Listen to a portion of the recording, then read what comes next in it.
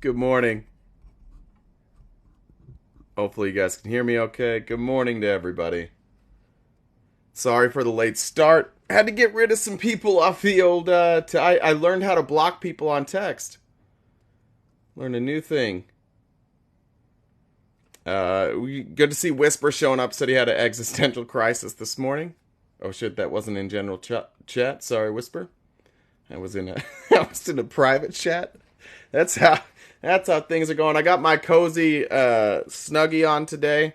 I'm gonna leave it open though. Get a little more airflow. It's the right temperature for Snuggie season. Morning from Gilbert. That's right, Gilbert. Finally, fuck you. Sorry.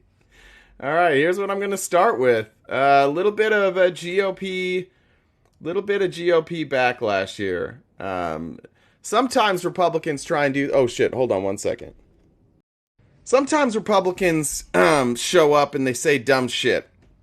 And then, like, 6 months later, it turns out that the dumb shit they said was dumb, just like we said. And but then they don't ever come back around to talk about that. The amount of things the Republicans on TikTok that I've talked to have gotten wrong and have not come back to address is simply remarkable. We have, of course, we have the Kraken. We have, for like 2 weeks, specifically from David, we were hearing about releasing the Kraken. It was a hashtag all over Twitter. We will release the Kraken. I think they meant crackhead. They might have meant crackhead because the Kraken made no goddamn sense at any point. And now the Kraken has pled guilty. But one of the other ones that I really liked, I'm gonna take shots at this person because I believe they are reformed. But Bad Views used to show up here and talk to me a lot about RFK. And Republicans would say that, RFK, he's gonna take votes from Joe Biden. Now this is from Newsmax. How did I catch an L? How did Yo Papa give me an L already? Fuck you. LU. This is from Newsmax, so we know it's credible. Independent presidential candidate Robert F. Kennedy Jr. pulls in 22% of the votes in a hypothetical 2024 general election matchup against Joe Biden and former President Donald Trump. According to the survey, results of the registered voters released Wednesday, Biden receives 39% to Trump's 36% in the three-way hypothetical. That's a three-way hypothetical I'm not that interested in. And it seems to be that RFK is siphoning off votes from Trump, not Biden. Head-to-head, Biden leads by just 1% to Trump. But when you insert RFK in his independent run, that lead jumps to 3%. So it would appear that RFK will be hurting Donald Trump. Aww. So he's gonna lose, and he'll cause Trump to lose. So that's beautiful. RFK is not a Democrat. He is an independent. He's a very, very independent. He makes his opinions independent of party, independent of political ideology, and largely independent of facts, which is what makes him so independent. He's not worried about getting things right. He's not worried about getting any information correct. What do you want? Good morning, sir. How are you? I'm good. How are you? Doing well. I'm eating my bacon and steak breakfast burrito. Okay. Yeah. And what was your existential crisis this morning? Well, that's what I wanted to talk about. Terrific. You look happy. You look happy as shit right now. Why are you so happy? This is making me concerned. Well, your liberal voodoo magic has worked. Okay. That's all I can say. Your liberal voodoo. And that's great. What I've decided to do. So your wife finally orgasmed. That's terrific. Everybody give it up for Whisper. He finally did it. He finally did it. This is terrific. So, look at her. Look at her. She looks happy. She looks happy as hell. Congratulations. As well. 60 years of marriage. You finally did it. 60. It only took 60. It was 61, actually. 61. All right. Well, tell us what's going on. Well, As those of you who tuned into my last live, you know that my voting patterns have not always reflected the best decisions, right? Yeah, I heard about. I tuned in at the end of this, but I've heard about. I've heard about your live from multiple people. It was not well received by everyone.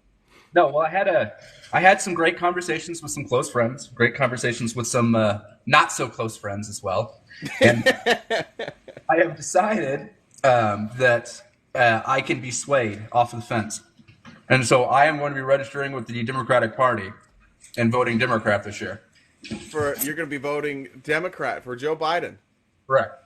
He's been swayed, folks. You Right. you and Yeah. maybe you Let and me make this Bad really Views clear. could go to the polls together. Now, let me make this clear. Still at the local and state level, I still think I'm going to be voting independent for the most part because I don't like the candidates in my state, either one of them. So I think I'm still going to be voting independent there. But as far as on the federal level, I'm going to be a registered Democrat for the first time in my life. Golf clap for you. Who's running? If they announce besides Tim Ballard, who's running to replace Romney? Have any names come up yet? No, Tim Ballard is really the only one, but there's no prominent Republicans or Democrats here that make sense at a local or state level. They're just not. And besides, there's the chances of even a more central Democrat being elected here in the state. It's probably not going to happen. We know this. We know what state we're in. All right. Well, I've got some news on. I don't know who this person is. Former House candidate is running to this. This has got it. I guarantee this is awful. Carolyn Fippen. Oh, yep. There you go. Yep. I have not. I don't know that name. I have seen her picture. I'm gonna guess right now. I'm searching her name. I'm gonna guess QAnon. She's got QAnon mom hair. Let's see. I don't know if she's exactly QAnon, but she's definitely. Well, she worked for Mike Lee. She was a Mike Lee staffer. She's She's running on. Here's her platform. Joe Biden and the career politicians in Washington have led us to the brink of disaster. Okay. Yeah. Cool platform. So she's very popular in her ward. Very popular in her ward. Big Stop the Steal. She marched in the Stop the Steal rallies in D.C. Oh Jesus. Oh Jesus. So as you She's part of the Utah Citizens for the Constitution, who recently had white nationalist David Barton as a speaker. So that's terrific. and even more, even better, she was one of the ones that was leading the protest against the change in the Utah flag. Her first big endorsement when she ran for House was Peter McCullough. Do you remember Peter McCullough? Oh, how can we forget? Yeah, the COVID-19 guy. Yeah, I said the problem with Mitt Romney stepping down is they're going to fill that seat with some fucking lunatic, and here we go. many. Here's the rest of the outgoing or the rest of the Republican field. Brad Wilson, who I know actually, yeah, not bad. He won't win. No, probably won't win. Probably too moderate.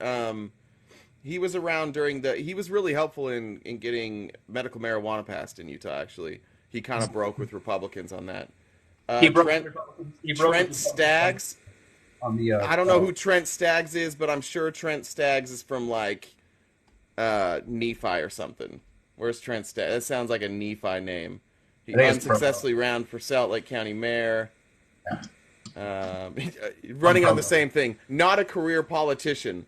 It's because he keeps losing, though. All of these non-career politicians have run for like 15 offices, and they never win. They're like, I'm not a politician. It's like, yeah, you weren't good enough. You literally weren't good enough to win a single race. Amazing. All right, who else do we got here? There's nothing. I'm telling you, there's nothing there. There's nothing. Wait, hold on. Are you not including former or current mayor of Roosevelt, Utah? Don't do it. Rod Bird? You ever been to Roosevelt?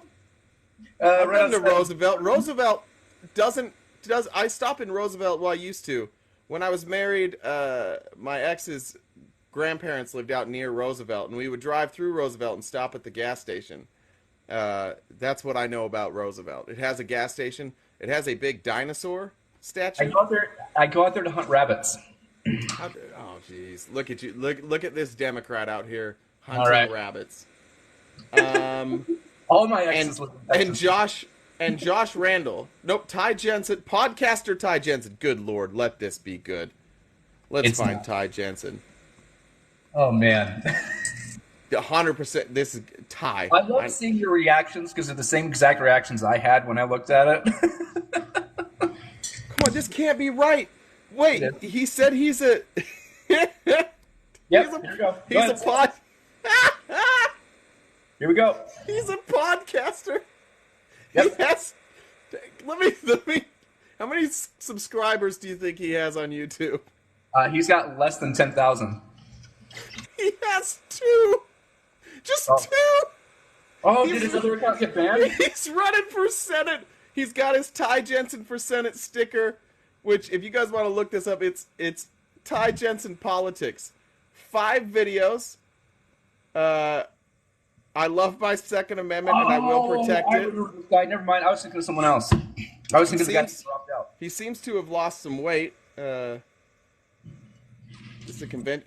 But before we get started, I'm going to ask you a little question. Just one little question. How much do you believe in our freedoms, liberties, and our democracy? Well, to put it simply, Now, look, don't make fun of his voice. He appears to have had, like, some sort of surgery on his mouth, so let's not make fun of his voice. our freedom is the greatest thing in this entire election, not just the election, but our entire world. We are the greatest country on earth. Not only that, we have the greatest constitution in the entire world. As it Speak out, stands. freedom of assembly, freedom of speech, freedom of religion, which is a huge thing, especially for our state. Not only that, we got our Second Amendment, and I will never support anything with red flag laws. But our Second Amendment, I absolutely would love to see us go to a constitutional carry. Everybody wants to say hi. Hey, buddy. So let's talk about liberty. Hey. Who's saying hi? Hi. How's it being married to Jake? What's that like? No, there's no... Blink twice if you're being held hostage. Oh, Jesus. All right, we're sending help. Hang tight. Hang tight. Hang tight there. Miss Julie's on the way. Hang tight. All right, so Ty Jensen might not make it. He's having a hard time finding traction. He might not... Wait, that's the mayor? Or no, was that the mayor? That wasn't No. the mayor. That's Okay, Bird. no. Oh, the mayor was Rod Bird. Podcaster, and then Josh Randall, state employee Josh Randall. That's his. Again, And you're telling me you had the goddamn audacity to be on your live in front of probably a couple hundred people and say, you know what? I'm going to keep an open mind with these folks. I've got to keep an open mind right. with all these Republicans. Listen, I saw the error of my ways. I was convinced. I can be convinced. I'm generally not convinced in public. I'm generally not one of those ones where you can like sway me on my live and be like, "Oh, I'm going to change you right here and now." It's going to take me a minute. It's going to be a slow burn, but it worked. Good. Like, Well, you seem happier now. The policies that are being presented by Republicans here are terrifying. But Tell us about what's going. Yeah, tell us about what's being presented by Republicans in Utah. There's the there's a movement to keep the Constitution as it is, to not allow any further amendments, as it's perfect. That's one of my favorites. This is how God intended it. It's perfect. That's Dave. You actually said the exact slogan for it. So we've got that. We've got the push to extend constitutional carry to the age of 16. What now is constitutional carry? Is that just saying like everybody can carry? CCW. Like, is that open carry? As of the age of 18 in the state of Utah, you can conceal carry without a CCW. There's no CCW required in the state of Utah. Okay. And so you can conceal, you can open carry, you can do whatever you want as long as you're over the age of 18. They're looking to extend that to the age of 16, and they're looking to do that in the name of educating our youth in firearms which makes a lot of sense. And they're also looking at dropping the age to purchase a handgun to the age of 18 as well. Wait, Now, I like here's the thing. I like the love LARPing in guns. Utah for that. Like they're in any trouble. They're surrounded by themselves. What the fuck are they afraid of? Now, hold on. Now, this is the best part, and my wife made mention of it. You have to be 19 to buy a pack of cigarettes here. 21 now. It's right, 21. 21 now. Yeah, they changed it to 21. Yeah, you have to be 21 to buy cigarettes. You have to be 21 to buy dirty magazines. Although Pornhub is actually banned in the state of Utah. You don't have any access. Now, help me out with that. I understand the only way to do it now is you like have to register, right? No, you can't even register in the state of Utah on PH. Is that the It's- only one? Is that the Yeah. only one that's banned? Well, that's the most. They're the most responsible one, so they're the only ones that are like, yeah, we're just not going to allow it in this region. But you can get it. But there's like NordVPN and Windscribe VPN all over their pages. Yeah, and you said yours, the one you go to was Critter Cuddlers or something. It's some sort of Yeah, Critter that was Cuddlers. you? Yeah, Critter Cuddler. That's your go-to. Christ, no, it wasn't me. Terrific. So they're- God bless Utah. You can They're only pushing- buy liquor there in a state liquor store, by the way. They have horrendous hours, which is Correct. terrific. Hey, the good thing though is that there's a lot of people that fly into Utah because there's some insider information when Pappy whiskey goes on sale. It's on sale at retail here, so they can't jump the price. So there is that. What So is Pappy- I don't even know what that is. Pappy Van Winkle is an amazing whiskey. It's a fantastic whiskey, and Oh you should. shit! It's like $1,000 for a bottle of whiskey. But if you get it in Utah at the state liquor store, since they are state regulated, it's retail price, and so the retail price is usually somewhere between $119 to $200. Send a gift, dude. What the fuck? You gotta find it. That's the thing. And like, Yeah, but I'm not there. You are. You could find it. No. The insiders on this, I don't know how they do it, but any time that Pappy Van Winkle comes to one of the liquor stores, and it's random, you never know when it's going to happen, there is a line a mile long already. Like they find out and they just sit there for like 2 days waiting. Wait, isn't Big Dan? Big Dan, are you in Utah or Arizona? I can't remember. Big Dan, they release it via lottery here. What the fuck? That's crazy. There's that as well. It depends on the liquor store though, because that's not always the case. It's not always via lottery either. That's what in the world. Depends on which one it is. It depends on if it's in Salt Lake County, or if it's outside. All right. Well, I'm glad you had a change of heart. I'm really happy about this. You want to hear the biggest thing, the funniest thing they're looking to do? Yes, please. Another great thing is, so you're aware of Wendover, Nevada, correct? Oh, I'm aware of Wendover. I'm banned from all but one casino in Wendover. Hey, me too. Yeah. But you're What was that? What was that from the back there? Nothing. What was it? What was that back there? I didn't do nothing. Anyway, I plead the fifth. Yeah. Anyway, so you know that in Wendover there's a dispensary there, and there's been a lot of traffic to that dispensary, and there's been a lot of traffic from Utahns to that dispensary, and so they want to put a 100-mile radius around the border of Nevada to not allow them to sell within 100 miles of the border. Of course. My butt. Yeah. That. Of course. Why do they even care? It's legal in. You can buy it in Utah. Oh, I guess it's rec in Nevada. That's why. Rec. Okay. Stupid. Just make it rec. Make rec legal in Utah. Problem solved. That'll happen. Well, the problem is they can't make rec legal and also support gun constitutional carry. You can. That's bullshit. We have rec legal here. You just I know. ignore it. That's what we do here. Just break Like the when you go and purchase a firearm here, they're like, where it says that, they're like, yeah, just say no. They won't see. Yeah, they're like, just say the right answer. That's what they told me. They're like, just say the right answer. I was like, all right, I'll say the right answer. Anyway, but that's all I got for you today. I'm sure you've got All some absolutely fantastic guests that are going to come today, and Yeah, I'm really going to embrace the fact that your bathrobe is going to educate them. Did you see that Lombardi has changed his profile name? Did you see that in the Discord? Oh, I missed this. What is Lombardi's Lombardi? new profile name appears to be, thank you, Apocalypse, uh, Tasmanian Hero. Tasmanian hero. And the picture is now, instead of uh, that whoever Lombardi was, like a Ferrari maybe. I don't know. It's a little blurry, but Okay. Lombardi appears to have gotten our hopes up too high, and Oh, now my hopes have been crashed. I hope to God Bad Views isn't in on this too. You may have missed it. There's a civil war between Bad Views and HVAC currently.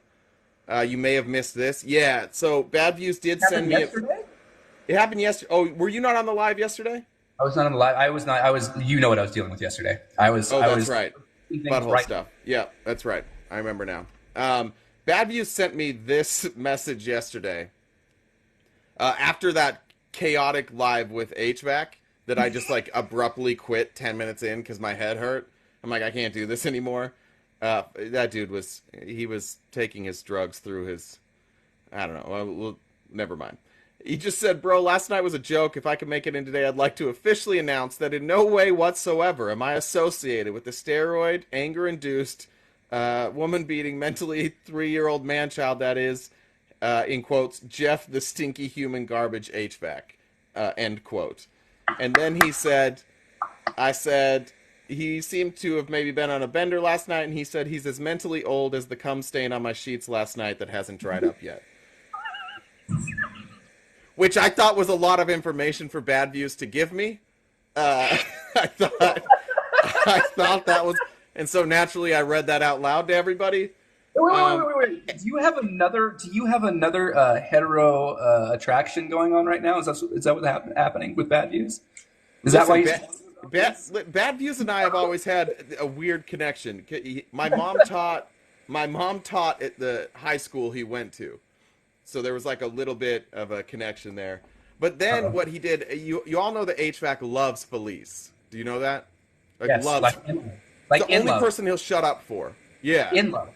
Yeah. So Bad Views last night decided to make a TikTok, and he just screenshot his call log with Felice. And there's a remarkably, like, Felice behind the scenes. I love Felice. Behind the scenes, she's the reason Bad Views read White Fragility. She's a lot of the reason why Bad Views has, like, made some changes. So behind the scenes, they've obviously talked on the phone. So he screenshot the call logs, and he made a video with music and tagged HVAC in it of just all his call logs with Felice. So we have this civil war between HVAC and Bad Views. It's a civil war we didn't know we needed, but we needed it desperately. So I'm here for it. I'm here for it. I would love to host that. I would love to host a debate between Bad Views and HVAC. I don't know if they're around, if anybody wants to find them, but that'd be beautiful. That's fantastic. All right, well, buddy, like I said, right. you've got some crazies to talk to today. I'm sure it's going to be absolutely incredible. I'm going to be around for the whole thing today, and I am going to be going live this afternoon. Sure. I will be going this afternoon. Sure. Hey, and come on. help is on the way. Help is on the way. It's coming. Hang tight. Try and keep a safe distance between you two. Help is on the way. Be fair in this instance. What I was doing was a good thing. Yesterday? Yeah. I don't know about that. That's questionable. It was a cool thing. It was a cool thing. I don't know if it was a good thing. Hey, I was protecting my wife and my family. What are you talking That's about? right. That's good. Goddamn right. Jake can tell you all about that in Discord if you'd like to find out. Later, guys. You guys are going. Bye. Bro's like, he keeps saying, like, you know what I was doing. Like, I'm going to be honest. I don't think it's a good idea for Jake publicly to say what he was doing. I'm not going to say it on here. I don't know that that's a great idea for him to say publicly, but it's up to him. Felice is in the chat. Felice, would you like to talk about this? Felice, if you're here, do you want to tell us about the deprogramming of Bad Views? I don't know if she's still here. We could talk about it. Look, I have this sneaking suspicion it's going to be low on opposition. I've seen, give her 2 minutes. I've seen a big change in Republican spaces. They have all turned into panels. Every one of them. I even saw like Christie's, who I think Christie's having a tough moment. She had reached out to me like a week or two ago about a debate. I accepted the debate, and I haven't heard back from her on that. But probably because she platformed like a lunatic, child abusing fake doctor to come on and spout like anti-trans rhetoric. That's probably what she's dealing with, which is cool. I don't even have to follow. I don't have to go around TikTok and like figure out what people are doing. I'm not in that many lives. I'm usually in mine or like one or two others. But fortunately for me, if anything bad happens on TikTok, Irish is going to host a call out live about it. So that's how I found out about this. But apparently, Christy hosted this doctor who came on to talk about trans issues. And I think it's a very a very transphobic doctor. And it turns out not only was that person not a doctor, but they also have a very questionable past, specifically with children. I don't have all the details on that. I bet Jen would, if you guys want to ask Jen, or if anybody wants to. You're welcome to talk about it too. I do not care what happens today on this live. I really don't give a fuck. Republicans are not going to show up. The fact that like it's been like everybody got their content from Lombardi for like 3 days. Because Lombardi was the only one with the courage to come in here. Republicans have totally and completely given up arguing their points. They don't have any points, and they've totally and completely just like accepted that reality and are now crawling back into their holes. All right, Felice. Hi, my friend. The God, Whisperer. Coming in hot this morning. The Whisperer. How are you? Oh my God. So funny. I told you. So, I'm sure Jeff's listening. Good morning, Jeff. Good morning, Jeff. So it sounds like you gave the rose to Bad Views. Oh, yeah. Is that what happened? This is The Bachelor. This is the MAGA Bachelorette. Oh my God, can we do that? Oh my God, we should. Please, can we do MAGA Bachelor? Can you be the Bachelorette? Here's the thing. I was also telling Bad Views, like, I think it's so funny, the whole, like, the post with Mike Hollock, but why does this all involve me being thrown under the bus or called out for something I've done? We can, totally. Yeah, you did. That's true. but absolutely. I guess I didn't think about that. Were you happy about Bad Views? Were you happy about Bad Views releasing screenshots of how many times you've spoken on the phone? No, yeah, exactly. You know what? I did. I thought about it. I was like, this is like, I'm totally being put on blast, but for the greater good. Yeah.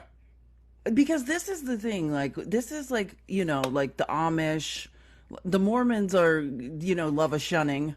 This is like, we have to shun Jeff into stopping his behavior. You know what I'm saying?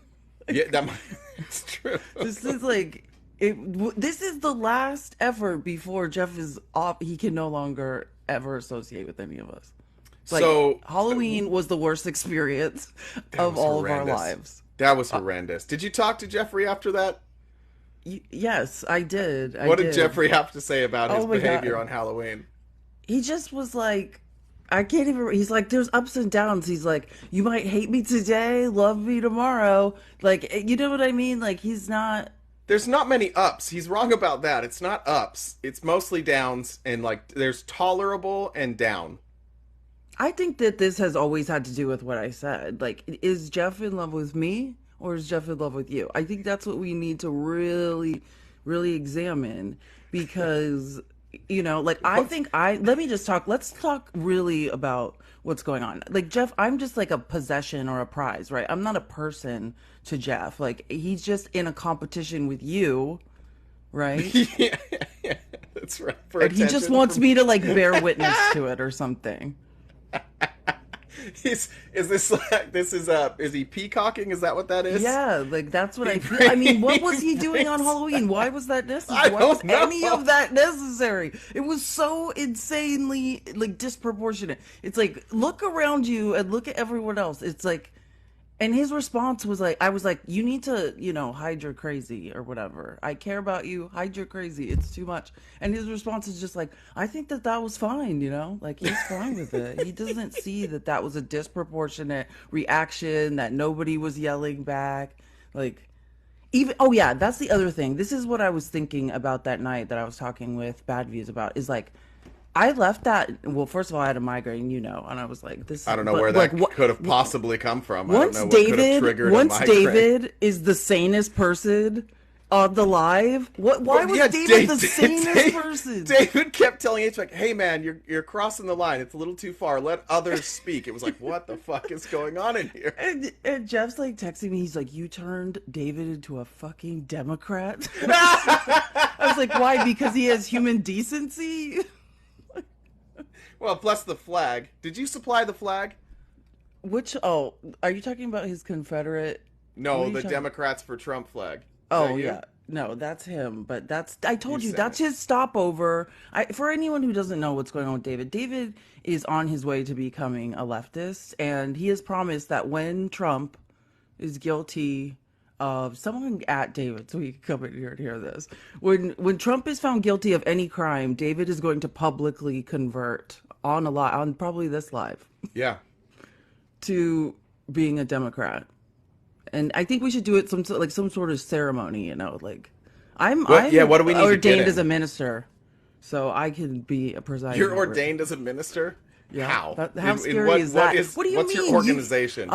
Universal Life Church. I paid like $10. I have a parking pass that says clergy. I can marry people. I don't want to scare anyone, but if anyone...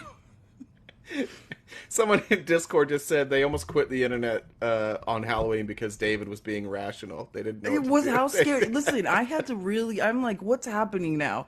Like, the only person I could, even you, like, you lost your shit on Jeff, which I actually appreciated. Yeah, I was done. It was so embarrassing. Like, it wasn't even anger. It was embarrassment for him. That's really what it was. It was some of the most bizarre behavior I've ever heard in my life. His inability to allow any single person to finish a sentence. It was blowing my mind. I just couldn't do it. And I felt bad for Jay because Jay's such a sweetheart. The best was that background of, Jay's great. The best was that background I had of David. And Jeff's like, I really don't like that background. I wish it was my face. Do you remember? I missed that part. I might have, listened. No. I wasn't. Yeah, I wasn't you were at my losing full your faculty. mind. Hey, I also wasn't. I didn't have my full through faculties. Who did? You've been going through it.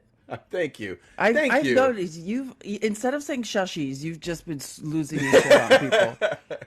I had to block. I let the fine folks know today. I finally had to just like block certain people from not only all social media, but my phone number and my emails. That's why I was a little late today. I had to block somebody from all of my social media and my phone numbers this morning. So just so you guys know, that's what I've been dealing with. Remember, I had this picture of David. And Jeff David was like, "Why do you have that picture up?" It was a nightmare. The whole life. Can you tell me about the conversion process for Bad Views and how these many phone calls took place? This is what I want to hear about. You want to know about my personal relationship with Bad Views? That's Bad all Views I want to know. is not a bad person. Okay, then that's fine. That's fine. Sorry, Bad Views. I'm just gonna put it all out there. Let's talk about it. Okay, so I thought that Bad Views was friends with Jeff too when I first met them because they were always in lives together.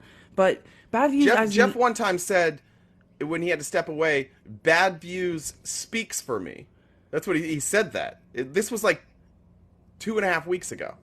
Well. Okay, not to psychoanalyze anyone, but like, yeah, it's the same, like Jeff's version of a relationship, they're pretty shallow, like he's not going beyond like any depth. So like Bad Views has empathy, that's the thing. Like step one, have effective empathy, and then I can have a conversation with you. Right? Also, you probably don't know this about me, but I played volleyball in college. I played volleyball in Idaho. Like I'm very familiar with like the Utah, Idaho, like it's the Mormon. Same place. Yeah, Wait, it's all the same place. It's all the same place. I don't want to talk about it online, but we can talk about it offline. Like I've already given. We only talk online. We don't talk offline. We Oh, yeah, only talk that's through true. Discord and here. And we live Yeah. like not like a few miles from each other, and just Well, you know where I have no idea what part of Arizona you're in, but and that's you should by definitely design. announce And that's your by address design. right now. I live in Phoenix, like central Phoenix. Like Oh, I shit. actually live in Phoenix. I'm Okay. assuming since you're ex-Mormon, where do you live? Like Mesa, Gilbert, close to the temple. Nailed it on the first one, Mason. Yeah, I'm not far I from know the where temple. you people are. I'm always close to the Lord. I'm always close to the Lord. Praise him. That's right. Praise Jesus. Praise the Lord. Anyway, Yeah. so yeah, I'm like very familiar with like the ex-Mormon, community. I had a lot of friends in college that were like getting out of that. So I was like, but he basically left one cult to join another. So I was like, it's time for deprogramming. But listen, the thing about Bad Views is if you're interested in learning, like I have a degree in history, like let's talk about it. I love, and so like he reads books, like anyone, excuse me, he listens to books. There's nothing wrong with that. I honestly thought it was a joke when he messaged me and told me that he had been reading White Fragility. I'm like, bullshit. I know. I was like, there's no fucking way that you not. And I knew inherently because I've talked to him enough. I knew he meant audiobook. I knew that. But I was like, there's no fucking like he's got to be fucking with me. And I've been duped a few times already. I got duped by Lombardi recently. Who is this guy? I don't even understand. We can't figure it out. We cannot figure out. Lombardi came on for like an hour with me. And then at the end, I was like, just go to these other spaces, listen to the Republicans, listen to the Democrats, see who brings data, see who doesn't. And then he came back and he's like, yeah, I think you're right. Like, I've changed my ways. And then I got a bunch of DMs. Somebody came, I don't remember who came up after and was like, yeah, he's phony. There was a video of him like with a different voice, and now he has changed his profile picture. So, and his name. Because there's a bunch of Republicans that just will sit there and like pretend to convert, like on a live, they'll pretend to be engaged, and then they'll be in another live 5 minutes later, like hard. I call it a hard reset. Like every 24 hours, David does a hard reset of his brain. David does a lot of hard resets. For sure. Well, David's different though. David has an emotional connection to Trump. David doesn't espouse values of the right. That's why I could get along with him. Like.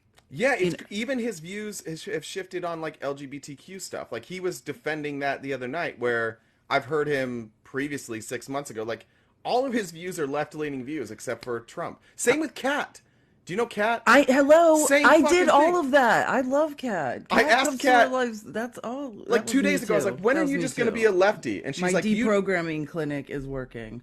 Yeah, I said, "When are you going to just be a lefty?" She's like, "I'm a lefty. I just like Trump."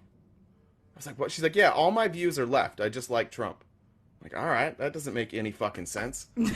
Some of these I love Kat. She's sweet. It's the universal healthcare. This is my thing. You got to talk to people about what's important. And I think we get off the topic with culture wars. Like political ideology is about the economy, right? And that's what everyone's feeling.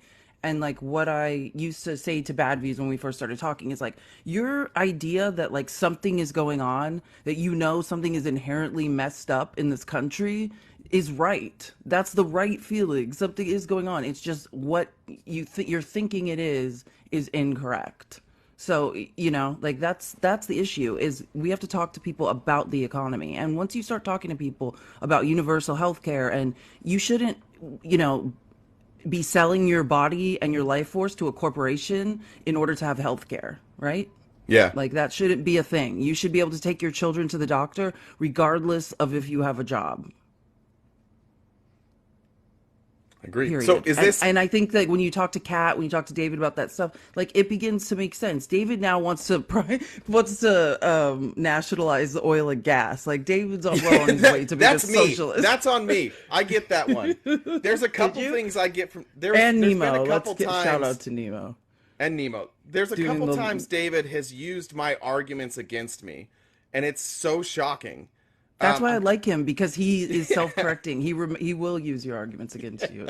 It's a sign of intelligence. Okay, so tell me what happened with Bad Views, and then for the people, I want you to tell us where you think Bad Views is currently, politically. In the world? No, in the world. I know where he is in the world. Yeah. I think that he's just...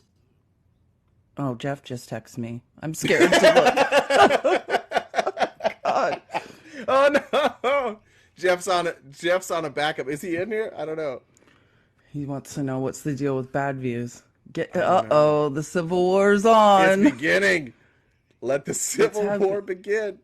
It's okay. I don't know. Maybe Badview should come in here and tell us how he feels personally. I would like to think he's on our team. I think he's in somewhere in the middle. You know, when you're just looking for more information, like that's the thing I think that people don't understand about MAGA. Like that's a cultural thing, right? That's a community of people. Like leaving any community of people requires consistent information. Like I can't change anyone's mind. No one can. All you can do is cast doubt and have touch points of like, hey, have you thought about this? Have you thought about this? Why do you think this is like it is? He can only change his mind. Like it's just my job to provide information and cast doubt. That's like the teacher in me. I think there's hope for everyone. And I'm not trying to say like my idea is right. Like that's what I want to get. The way forward is critical thinking, solutions oriented critical thinking. Like socialism was a reaction to capitalism. I'm not suggesting socialism is the answer. I'm suggesting we need to all put our heads together and come up with a economic system that works for all of us. I don't know if you saw, but the aid to Israel package that our new speaker, MAGA Mike, is putting forward, it's creating $12.5 billion it's going to add to the deficit. It's giving more tax cuts to corporations, to millionaires, to billionaires, and it's ridiculous. Like this, we should not pay any more taxes. The middle class, the lower class, we are done paying taxes. The fact that teachers and firefighters are paying more taxes than billionaires is a crime. Yeah, this is where I think you're really good. This is this is a conversation I had yesterday. I'll give names. I was in Facts Live yesterday evening, and he had on Just Kim, and they were talking about like the way forward and building a coalition. Felice and I have talked behind the scenes about working together, having a more unified message. Facts and I have talked about that behind the scenes, and Just Kim are. There's enough people now that we've created a community here on TikTok.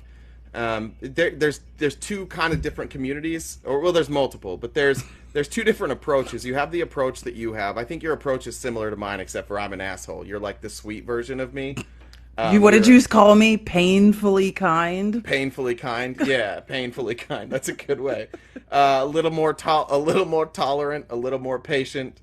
And Facts is kind of in the middle too. But there's enough of us now that we can coordinate that messaging, and we can get that messaging out, because exactly what you're talking about is correct. When you get down to the brass tacks of any issue, any pain point that anybody's finding, there is not a solution for them on the right. You're right, we don't always have the best solution or even necessarily the right solution, but we have something. We have something to offer.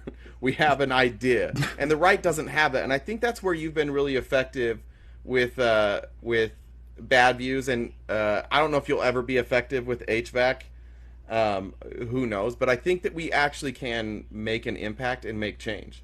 And that's kind of what we talked about before here. I didn't know you were going to show up today, but I'm glad you did, because now if you guys don't know Felice, here's Felice.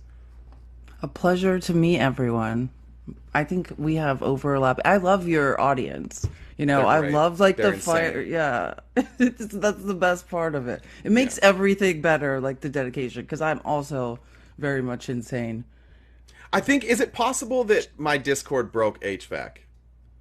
I think that's how this all started. If we want to go back to how this started, let's talk about your Discord. Yes, and I had nothing to do with that. He was messaging me like, call him off. I'm like, I swear to God, I didn't do any of this. I would get a message from Whisper and be like, go check out HVAC's live, and I go in there and just WRTP everywhere, and I'm like, motherfucker, this poor guy. Remember when he came in our live and was screaming that you were buying traffic, and I was like screaming at him, and he's like, it doesn't make sense. Why would his followers follow me around the internet and say WRTP? And it's like, because of exactly what you're doing right now. It's driving you insane. It's literally driving you insane in real time. Like, that's why they're doing it. It's because it's driving you insane. Like, I mean, we're all adults, allegedly, like, you know, Arrested Development. I'm still a child. But, like, what better activity than driving HVAC insane? What better activity is there? on this earth. terrific. Plus, he loves the attention. I don't know if he hates it or loves it. I mean, I think he's sad about bad views. It's okay, Jeff. Yeah, can you let us? Does he want to come talk about it? Jeff, are Is you he here? working? Yeah, well, he's. I'm sure he's here. Like, I was just checking. IB said he wanted to come up real quick. Did he jump in? Infectious Bites? He has the power to just bring himself in there. I don't know what happened. IB, if you're still here, pop yourself up. Let's do this. But I do have another. There you are. What's up, IB? Yeah, I'm the only person I can't bring up. Oh, you can't bring yourself up? Nope, I can't bring myself in. Oh, I wish I crazy. could. That'd be great. Oh, sorry about that. No, I was just gonna throw something in on the HVAC thing. Just not necessarily on him particularly, but something to inform everybody's mods of. The other night, I think it was Monday night, he was in Diane's live with Dark Truth Seeker and Z-Pack and Attacking the Ignorance, a bunch of guys like that. And about 3 people got mass reported in the span of about 10 minutes. And then as soon as HVAC left, about 15 or 20 viewers just disappeared. I'm not saying maybe he learned that how to he's do directly related to that. I'm not saying that he's directly related to that. Maybe he's got a group that's just following him around. I don't know. I'm not saying that. I'm just saying make sure that your mods are on the lookout. Okay. Okay? This is my Just in my case. mod. My mod's a sleuth, man. I try. I got the best mods. Try to keep my nose to the ground so I know what the hell's going on. I appreciate that, dude. Thank you. Yep. But just let How your about- mods know. I know political moms in the comments too. Let her know if you guys decide to do lives. Let your mods know what's going on, just so they keep an eye out. Thank you, buddy. No problem, brother. All right. Look, I'll share this. I think it's okay at this point. It's probably okay at this point. Jeff, do I think Jeff is coordinating attacks against us? Well, I found out how easy it is to do. I do not. There is a person who. You don't need to tell me. I know Shane Morris. Okay, yeah. So. I know an AI engineer. I'm in a group chat with an AI engineer. I am clear on what Okay, can so and you can't know, be so done you to know this. people Then in lives. here's what I was told by Shane, is that it's remarkably easy. You don't even really have to necessarily mass report, but if there's people reporting a live, and then suddenly they get a huge influx of viewers, that TikTok will look at that like it's a fake account, or that they're buying viewers. I think that's what happened to Whisper when he first got started, because it was his first time going live. He had like 400 people in there. Yeah, I used to work, as we know, I'm under an NDA. I'll never talk about who I actually worked for, but yeah, I worked for a huge social media company for a long time, like pre and post IPO, and I could say like what you need to think of with algorithms on social media companies is what they're looking for is suspicious activity. So if you are getting masses of followers, anything that the algorithm is seeing patterns or tracking patterns, right? And when the pattern changes abruptly, quickly, that's suspicious. Yeah. So that's what he said. That's what he said he was natural- doing. Yeah. Because I confronted him, because Shane and I were like, Shane's never done anything wrong to me. Honestly, I don't like listen. what I don't like what we he did don't to have April. Listen. Yeah. That's not even. No one. Shane is Shane. Nobody agrees with what he did to April. And listen. Shane and I've had private conversations about that, so that's fine. But yeah, I understand. Shane likes to be a contrarian. Like, that's who he is. That's his doesn't brand. like to be told no. Shane's on brand for That's Shane. true. Shane is Anyways. on brand for Shane. So it's entirely possible that HVAC could have learned that and spent a little of his HVAC money to bring in some bots and bump the numbers up real quick. It's possible. Listen, Felice nor myself are saying we like what Shane did, and we're not advocating for Shane.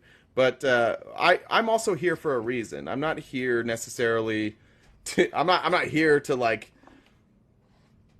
win a battle. Like we want to make an impact, and you can't make an impact if you're just like getting involved in all the social media shit. Oh, welcome, political mom. This is the What's issue. up? The issue is, like one thing I will say about the left is like we need to focus on what the goal is. Like I always say this, like we don't all have to agree on anything. Like I'm so much farther left than RTP, like Yeah. which is fine. But we agree you're on a the big. lunatic. We Yeah. agree. For sure. We agree on the important stuff though. And that's what matters. And when we say you're not pure enough, you're not righteous enough to be on the left, this is when we lose people. Like when we get that message of, oh, sorry, you made a mistake, you're out of here. Like, and it's not my job personally to judge. Like I look at it as a former teacher. I just want to provide information and let people make decisions. Okay, what did you live like? You lived like 30 lifetimes. The amount of jobs that you've had, Felice. Like, are you 70? I have a lot of You look great for 70. Yeah, I just have a lot of interests. Like my mom, like yours, is like a lifetime teacher. So that's like in my family, you know, to like be a teacher. I have a history degree. I'm very passionate about history. But yeah, like advertising, I'm very interested in psychology, advertising, like, you know, manipulating people. Like that's what advertising is. It's propaganda, it's bias, it's manipulation. And understanding how to like put that out in the world is very valuable in education. So I see my skill set as like something that goes well together, but listen, I'm gonna switch Jeff over, okay? Jeff is gonna be converted. It's gonna happen. I'm slowly but surely working. Yeah, Chelsea says she had a conversation with Jeff this morning. So all right, let's hear about it. 3 hours on the phone this morning. You talked to him for 3 hours? 3 hours on the phone this morning. Good Lord. God bless you. That's true. I can't talk to anybody on the phone for 3 hours. There's like an inside to Jeff where he like actually can understand if you just talk to him like normally. Like if he's in a setting where he feels like he needs to like show off, then he can't. But if you just talk to him like normally, it's like having a normal conversation with somebody. So where did we get? We got to a point where Jeff actually understands like what he's doing on lives is not as helpful as he could be having the platform that he has. Like he does this because like he gets so many views and he like loves that people come in and argue and he doesn't have to like intervene in it. But like I told him that he has this opportunity to like really get people involved in conversations on both sides. And if he actually utilized that properly, he could go really far with this. But I was like, you can't just let like all this hateful people come up and like people that don't even bring substantial conversation to it and derail the entire conversation. Like is that person? You're describing him. No, but like so he can't bring himself up. Okay, so like when I talked to him outside, like we actually agreed on a lot of shit today. Like what do you agree? What are some things you agree? Yeah, on? do tell. So we talked about, because Jeff and I both have kids, we talked about parents' rights and stuff. And Jeff is very in between on like the overstepping of parental rights as far as like a group of people making decisions for all parents instead of having like what I think would be better is like a permission slips type of situation where you can opt your child out of something that you don't want them to be involved in instead of speaking for all. And Jeff actually kind of agrees with that interpretation of it instead of just going all for banning all of these things because you don't like it. And even a lot of people that do that are people that don't have kids in the schools. And so they're just making these decisions. And Jeff doesn't think that that's okay. And so we actually talked about that for like an hour and a half today. Jeff says he's debating tonight, but he doesn't know where. Yeah, he told me Jeff wants the smoke. I'll host it. He wants it if we're gonna do that. Okay, but it's got to be just like three. You know what I mean? It can't be a bunch of people because we'll just do. I don't like panels. We'll tell Jeff that whoever he's talking to, that's who he's talking to. Anybody else, that's whoever we have that's up how here. He likes it. We'll do it. Well, the other thing is like I don't know why you just don't. Host he just wants me to watch it. He just wants me to watch it. Oh, he wants you to be. This is like Gladiator him, so he doesn't want to argue with you. He wants to argue with you, probably. Oh. Yeah. I might dress real nice too. Yeah. You honestly get under his skin. It's like this thing that he always has to bring up. I think he sees you as a worthy opponent too. Mm-hmm. Like, you know what I'm saying? That's like, devastating. I wish he would see me as like we're not. He's not a worthy opponent. I'm not a worthy opponent. I think the only thing is I can get Jeff to stay on a subject for longer than some people. That's as far as it really goes with Jeff. I can keep him on a subject. That's about as That's far the thing. As it's not about changing Jeff. It's about managing him. That's how I see it. Like, I see myself as like a manager of Jeff. You know what I mean? So should we put up what we need to do then? We need to get a scoreboard and we can maybe... For sure. I need a whiteboard. Oh...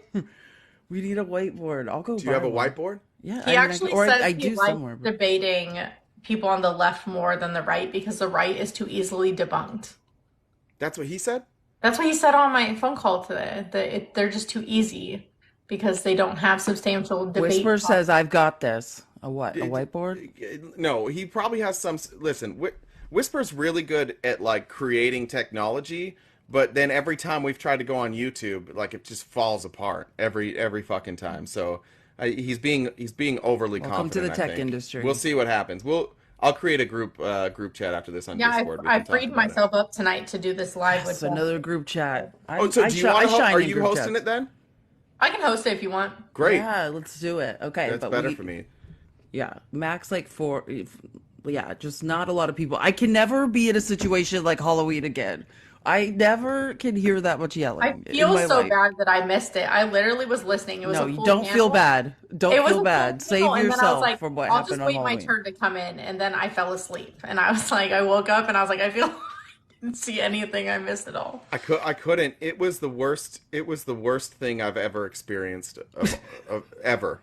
There's never David been had his anything wedding worse clothes that on I've after the experienced. It's all up from there. Literally, it's all uphill from that moment in my life. Like it can't go lower than that. My head felt like someone was hitting me in the head with a hammer. It was just people would talk, Jeff would interrupt, and then somebody would say, "Jeff, shut up," and he'd say, "Stop tone policing me." And we're like, "No, He we're doesn't just know what tone policing is. Can we he please doesn't start know what tonight with gaslighting, explaining what tone tone policing is? Also, we need to say stop using the word obfuscating unless you learn what that means. Yeah. I told him why. I was asking him today on the phone why he uses big words to make himself sound better. Like he just said that they're words that he knows, and I was like, okay, like if that makes you just like feel good about your, go for it. Wait, he just said he doesn't know what they mean, but he uses them? No, he does know what. Like he just likes to use He bigger learns words. words on purpose. Yes, he learns them, and then he just like needs to apply them because then it just makes him feel better about it. I love vocabulary, so right. I'm here for it. I'm gonna make a pivot here real quick while we keep Oh talking. no. No, here's the only pivot. If your opposition, obviously jump in the box. We'll go one on one. But if you just have questions, if you just have something to say, because normally I don't let everybody do that, I can bring people up one on one to ask questions of anybody. I told you guys today I don't know how this was gonna go. I'm totally cool today abandoning debate one on one because I looked at what was happening this morning. I don't think it's coming, but anybody who wants to come up can come up. All right, go ahead with whatever you say. We got Jedi here, and it is just for questions. He and I'm was gonna drop there. it. Oh yeah, Jedi was there. That's right. Oh no, you were there in David's live, weren't you? Yelling about yeah. Yes. What You was lost that? your shit. It was funny. Yeah. But how are you guys doing today? Pretty good. Terrific. So I was just now I forget what I was going to. Oh, earlier you guys were talking about the algorithms and like how buying followers will like get you flagged by the algorithm and stuff. But that doesn't really make a whole lot of sense considering you can go and directly buy followers from TikTok. No, it wasn't buying followers. It's people joining your live. So you can go like there's these bot farms and Felice, correct me if I'm wrong. Essentially, you can rent those bots or you can create You your just own. program them. Yeah, you set them a list of commands for a swarm of bots to do. And if you have an inordinate amount of traffic joining a live, it is suspicious. But also think about this. I just want to clarify. You're right. TikTok is not necessarily going to do anything about it. It can just be flagged as suspicious activity. TikTok doesn't clean bots off the site because those count as unique monthly visits. When a tech company is pre-IPO, they're not cleaning bots off a site because those are counting as visitors. It's inflated traffic that is going towards the value of the company. So, bots aren't cleaned off the site for a reason, but they do trigger suspicious activity warnings. Yeah. In my opinion. Because in the paid promotion feature, they literally have an option that says get more followers. I saw that recently. That's weird. But I assume that's just they're saying that you're going to get more followers. Is TikTok actually selling the followers? Has anybody done that? No, they're just ads. You'll appear more in Yeah. It's just for you. So saying based on your current what it conversion does statistics, this is is what you'll get. you purchase, if you select that option, it will send whatever piece of content you're paying for them to push to specific people they think will be likely to follow you. Gotcha. Okay. So it's So, not so they would push mine out to like it's assholes. not buying bots as much as it's just them pushing your content to people they think are likely to follow you for a cost. Gotcha. Okay. Like they know other people's behavior. People who click on ads, they know who those people are. People who follow people, like yeah, they're just they're creating a scenario that increases the chances of you getting followers. That makes sense. I heard in the chat that David got banned. Did that happen? He can't go live anymore? I mean, David has 78 Yeah, fucking he has accounts. so many I don't- accounts. Yeah. He got his main one back. He's not banned here. I actually was able He's to convinced invite. that I this is invited him to another come thing up. that RTP's Discord is given credit for. David is convinced anytime he interacts with RTP's Discord that he is banned or something bad happens to him. I'm not gonna. I don't know. Like I love the Discord. If you've ever been in my Discord. Oh, Jay said he lost another account today. That's hilarious. Okay. If you've ever been in my Discord for more than a couple hours, you will realize I have no control over them at all.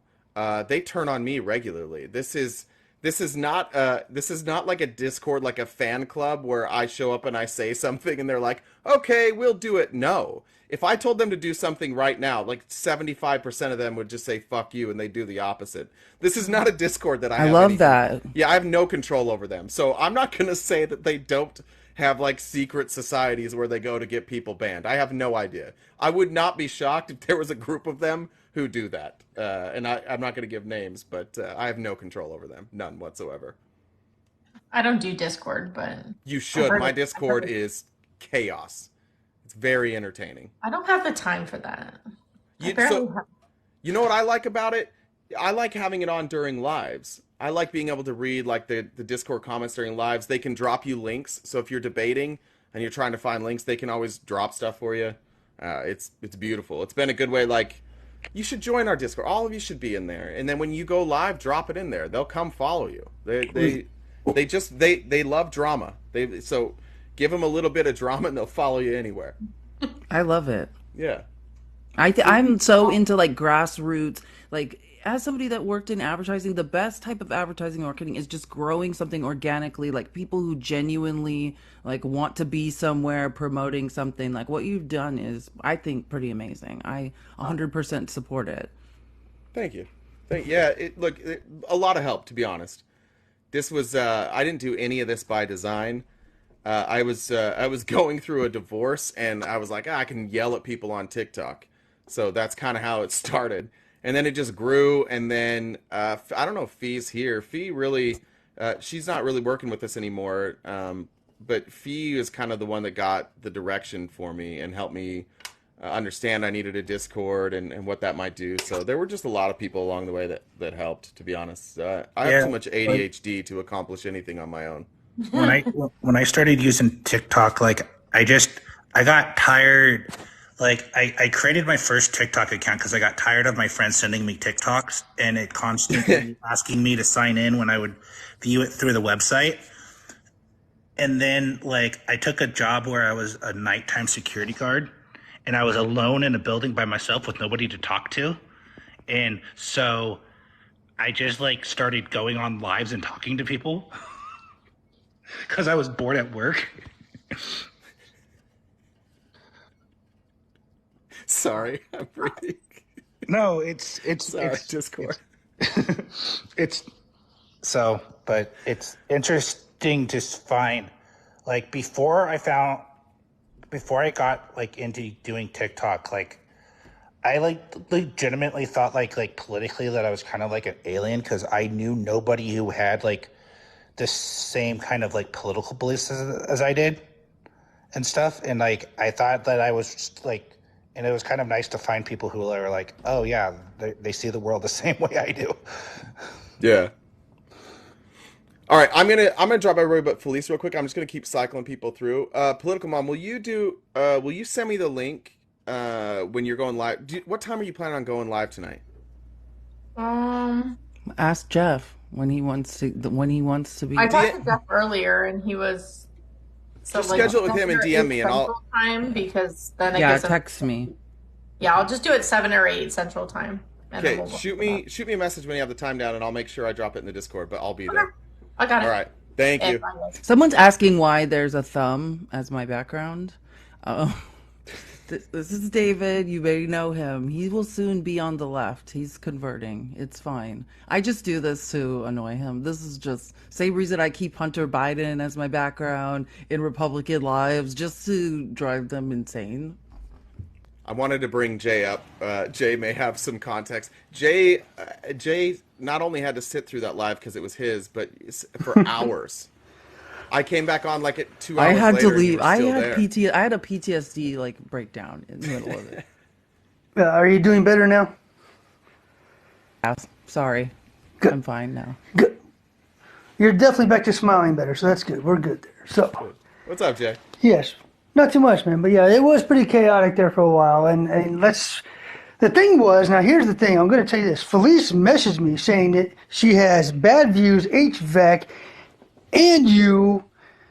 And I'm like, and Dave coming. She's got this all set up. I'm like, I didn't and she know said- David was coming, actually. Oh, come on, please. I didn't.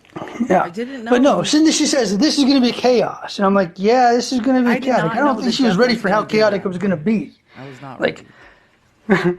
I was like, you put them in the same room, it's going to be an absolute nightmare. And I was just like, I was just hosting this shit show. Okay, And then I'm you're up saying- here to Jay- blame me? Jay You was the came up here to victim? blame me? Jeez, now we're Okay. getting No, I didn't, hey, Jay, you I'm sorry messaged she me put you asking through me this. if I could host because you don't host. I didn't. I don't. Okay, fine. Oh, okay. Wait a This is- none minute. of Wait us- a minute. Listen, I did not know that was going to happen at all. I did. Okay. It's my fault. The whole thing is my fault. What do you want me to say about this? No. I'm just saying, it's like, and then you bail out I because wanted it's us too to much have to fun. handle. Leave me hanging with all this shit to do. But it's I'm all good. sorry. It's okay. I still love you. It's all right. Don't worry. It's good. Okay. Yeah. Cool. I didn't mean for any. But I thought we were all holy gonna hell. have fun. Like I was in a skeleton costume, feeling You were, good. yeah. I thought this was gonna be like a good time. There was not even 20 seconds of a good time. There wasn't 20 seconds of a good time. No, that was a nightmare, man. How But long did- that's what you get. But give me a minute, guys. I'll be right back. You're good. You're good. If there's opposition in the box, let me know.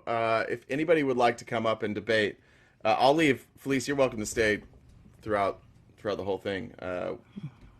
Oh, so sweet. Thor, I see you talking shit about me in the comments. I don't know why you're continuing to do that. Who's Thor? Oh my God. You yelled at him. Do you remember this? Oh, Thor. Oh, yeah. Thor was the one that was. I don't remember what he said was that saying, you but were it just well, yeah, when someone was saying horrific things about me in Jeff's live, like remember, and you came in. That's and, right. And he and got then mad that. He said that you were only defending me because I was an attractive woman, and then you, like, or something along those lines. No, Nemo knows. he Nemo's said- still holding on to that. Somebody had done something bad, and then he was mad that we were calling out the bad behavior. Yeah, Something that's like that. exactly. Thor, yes. you're welcome up to talk. You're welcome to Yeah, talk about this. Thor, talk us through your logic that day, because Yeah, Thor, please come on up. We'll all be so nice to you. get in the box, Thor. I have noticed whenever I've seen Thor, it's always like on a panel. So Thor, I'll even go quiet if you want. You can just talk to Felice. Or No, you can just talk to me. You're Either not way. going to be. Hold on. Wait, okay. I've done my. I already know. Like Thor. This is an ongoing thing. Like Thor has a lot of beliefs. And Thor, get up here and you can explain it. You can explain it. You always want to talk. You keep messaging me, and I don't open them on purpose because I know every time I open it, you think I'm winning or you're winning. So come up here. It is an interesting thing about a lot of these debates. The oath is Thor. Thor might have ran. Did Thor leave? I can't invite Thor. Maybe you could message him back. He just said he was being censored by the left, and now he doesn't want to come up here. Oh, he's right there. He's here. All right, Thor. Where? He just said I'm here. Oh, there you Thor. go. What are you thinking about?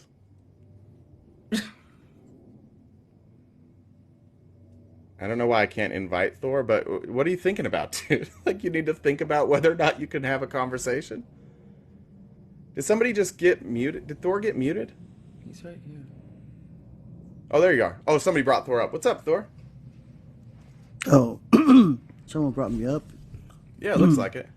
No, I just recently, I don't know.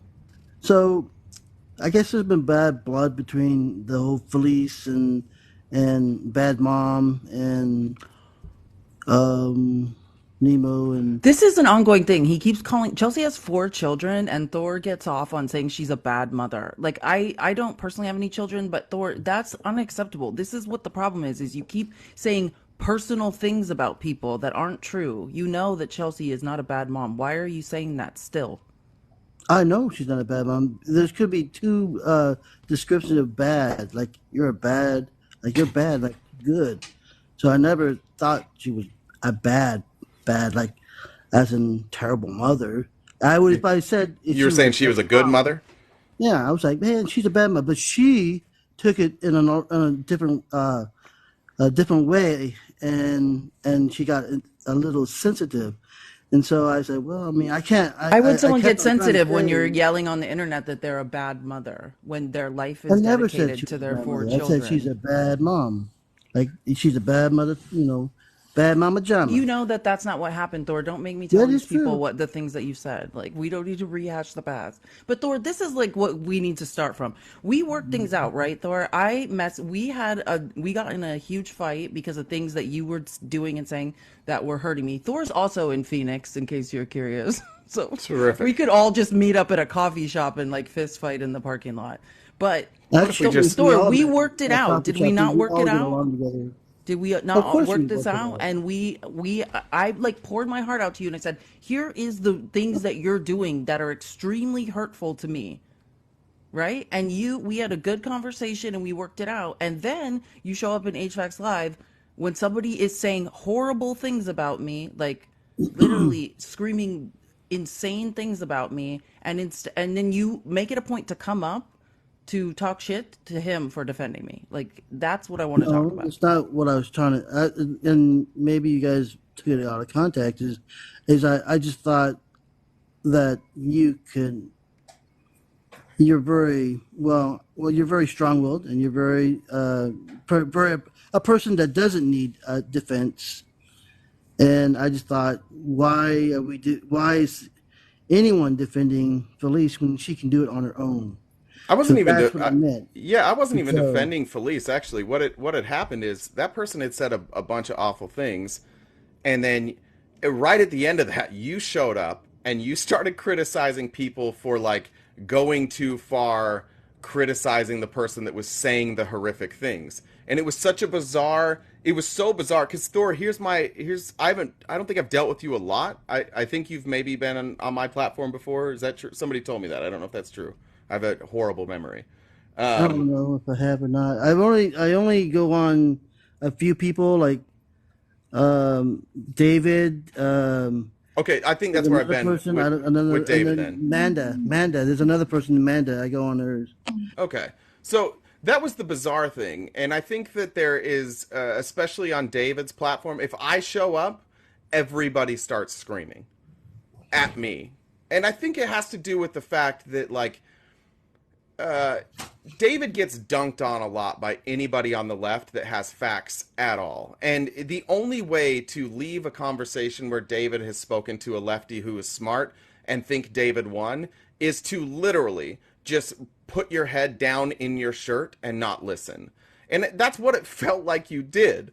Like, people were being horrible to Felice, and you came up and started tone policing the people who were calling out the bad behavior. That's what I said to you. I was like, this is weird. It's weird that you came up to tone police the people who are upset that this person said awful things about Felice.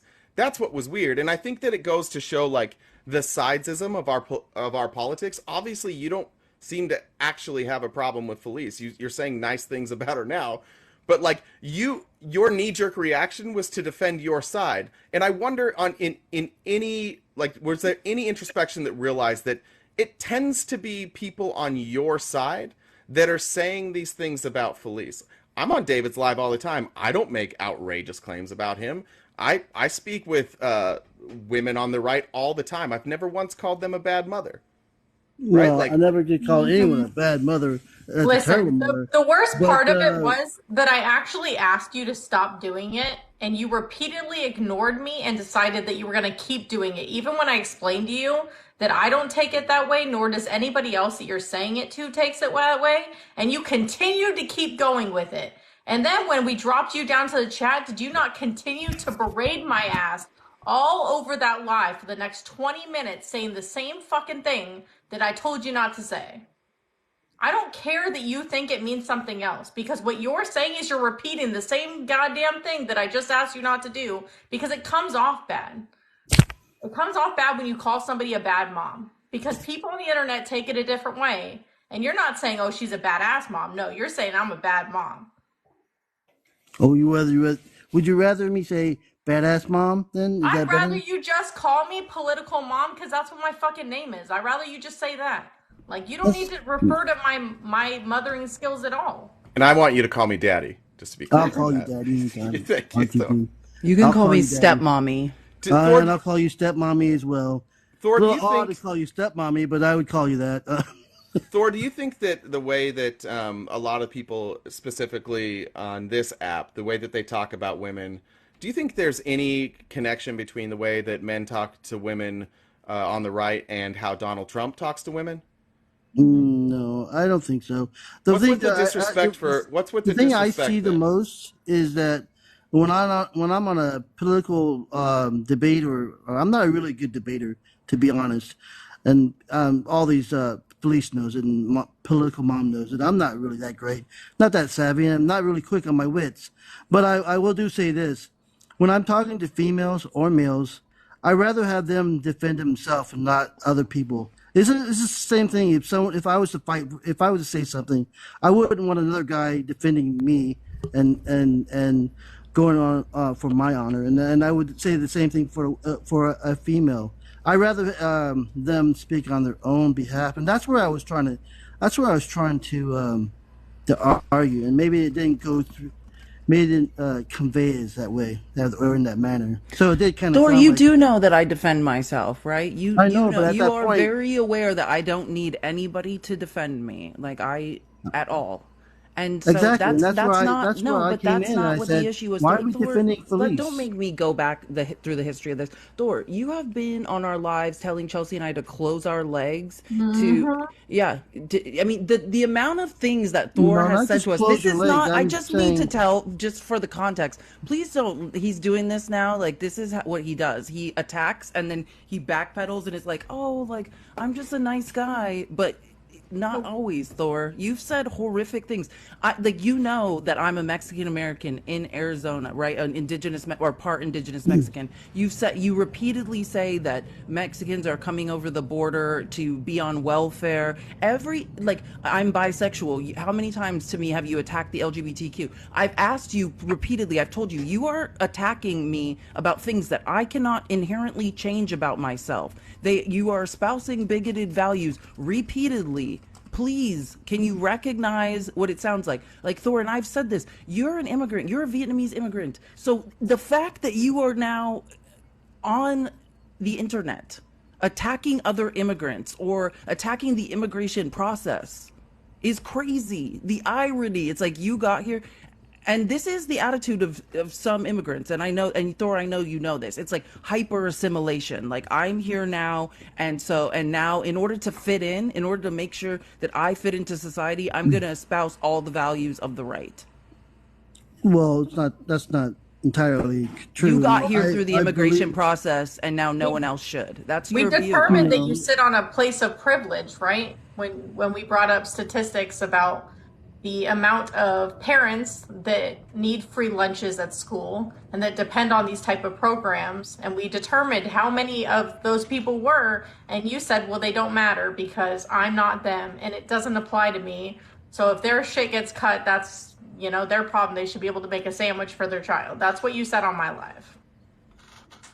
So I don't sit on a place of privilege, but I do sit on a place of conservative, thought where we can't continue to feed everyone. And then I did agree to the means testing. We And have the you guys largest gross kinda domestic like, product in well, the the world. means We test is not absolutely good. can feed everyone in this country. The purpose of the government, Thor, is to work for the people. Right? We're not just here to be taxed and to get nothing in return. The purpose of being taxed, of taxation and representation, is to sustain us. That is the purpose of the government. I think it was almost 70% of people in Arizona, in the state of Arizona, that depend on free meal services. Otherwise, they would not be able to feed their children during lunch. And then you said, who cares? Because it's not me. Thor doesn't want children to have free school lunch. Well, I mean, Thor, so why? if it's Can I ask you a poor question, neighborhood, Thor? we should Thor, have them. can I ask you a question real quick? Go Thor? ahead, Daddy. Thank you. I appreciate that. When you get backed into a corner like that, like a normal person would, outside of politics, is just going to be like, oh, okay, I get it. I get that what I'm saying potentially harms other people. Now, just breaking it down in the most simple of terms, do you think it would be better for us to feed more people and be in more debt, or let more people starve? Say that again. What was Do the you last? think it would be better for us to feed more people and therefore have more debt, or let people starve? So the problem is what you're saying is No, that, this is a simple, this is not, I'm not saying this is what's happening. I'm saying in this scenario, do you think it is better to feed more people and go into debt, or let people starve? well, I would think we, in a moralistic way, feed more people. Okay, so then why don't you then politically try and find an avenue where we can both feed more people and spend less money, or bring in more money to pay for it? Why not look for that? Because your politics seem to say that we fuck everybody because we're already in debt. But there's no solution. This is the problem I have with the right, and this is the problem I have sometimes with these comments, is the reason you're saying shitty things is because your side has no solutions for any of these problems. So you have one of two options. Your option is double down on nasty rhetoric, or admit that your side sucks and they have no answers. And I think what most people choose to do is they don't want to admit their side is wrong, so they double down and just say crazy things like, good, let the kids starve.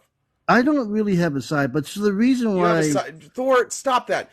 You guys got to stop doing this bullshit I'm independent thing. You have a side. Your side is Donald fucking Trump. That's your whole side. What you don't have, when you say you don't have sides, it's because you don't have any policy. But what you, like, no matter what the scenario is, you're just going to say, what's Donald Trump's side, and you're going to defend it blindly. And that's why people call you cold-hearted or a bigot. That's all these Trump people that are being tired of being called a bigot. Start answering the questions then. Start looking at, do we have a solution to these things? This is why people come at you, is because you say something like, let kids starve, but morally you know that's not right. So sometimes in our lives, and I will say a story here. Sometimes in our lives, we grow up to be young adults, and we rely on mother and father to feed us and clothe us and give us food.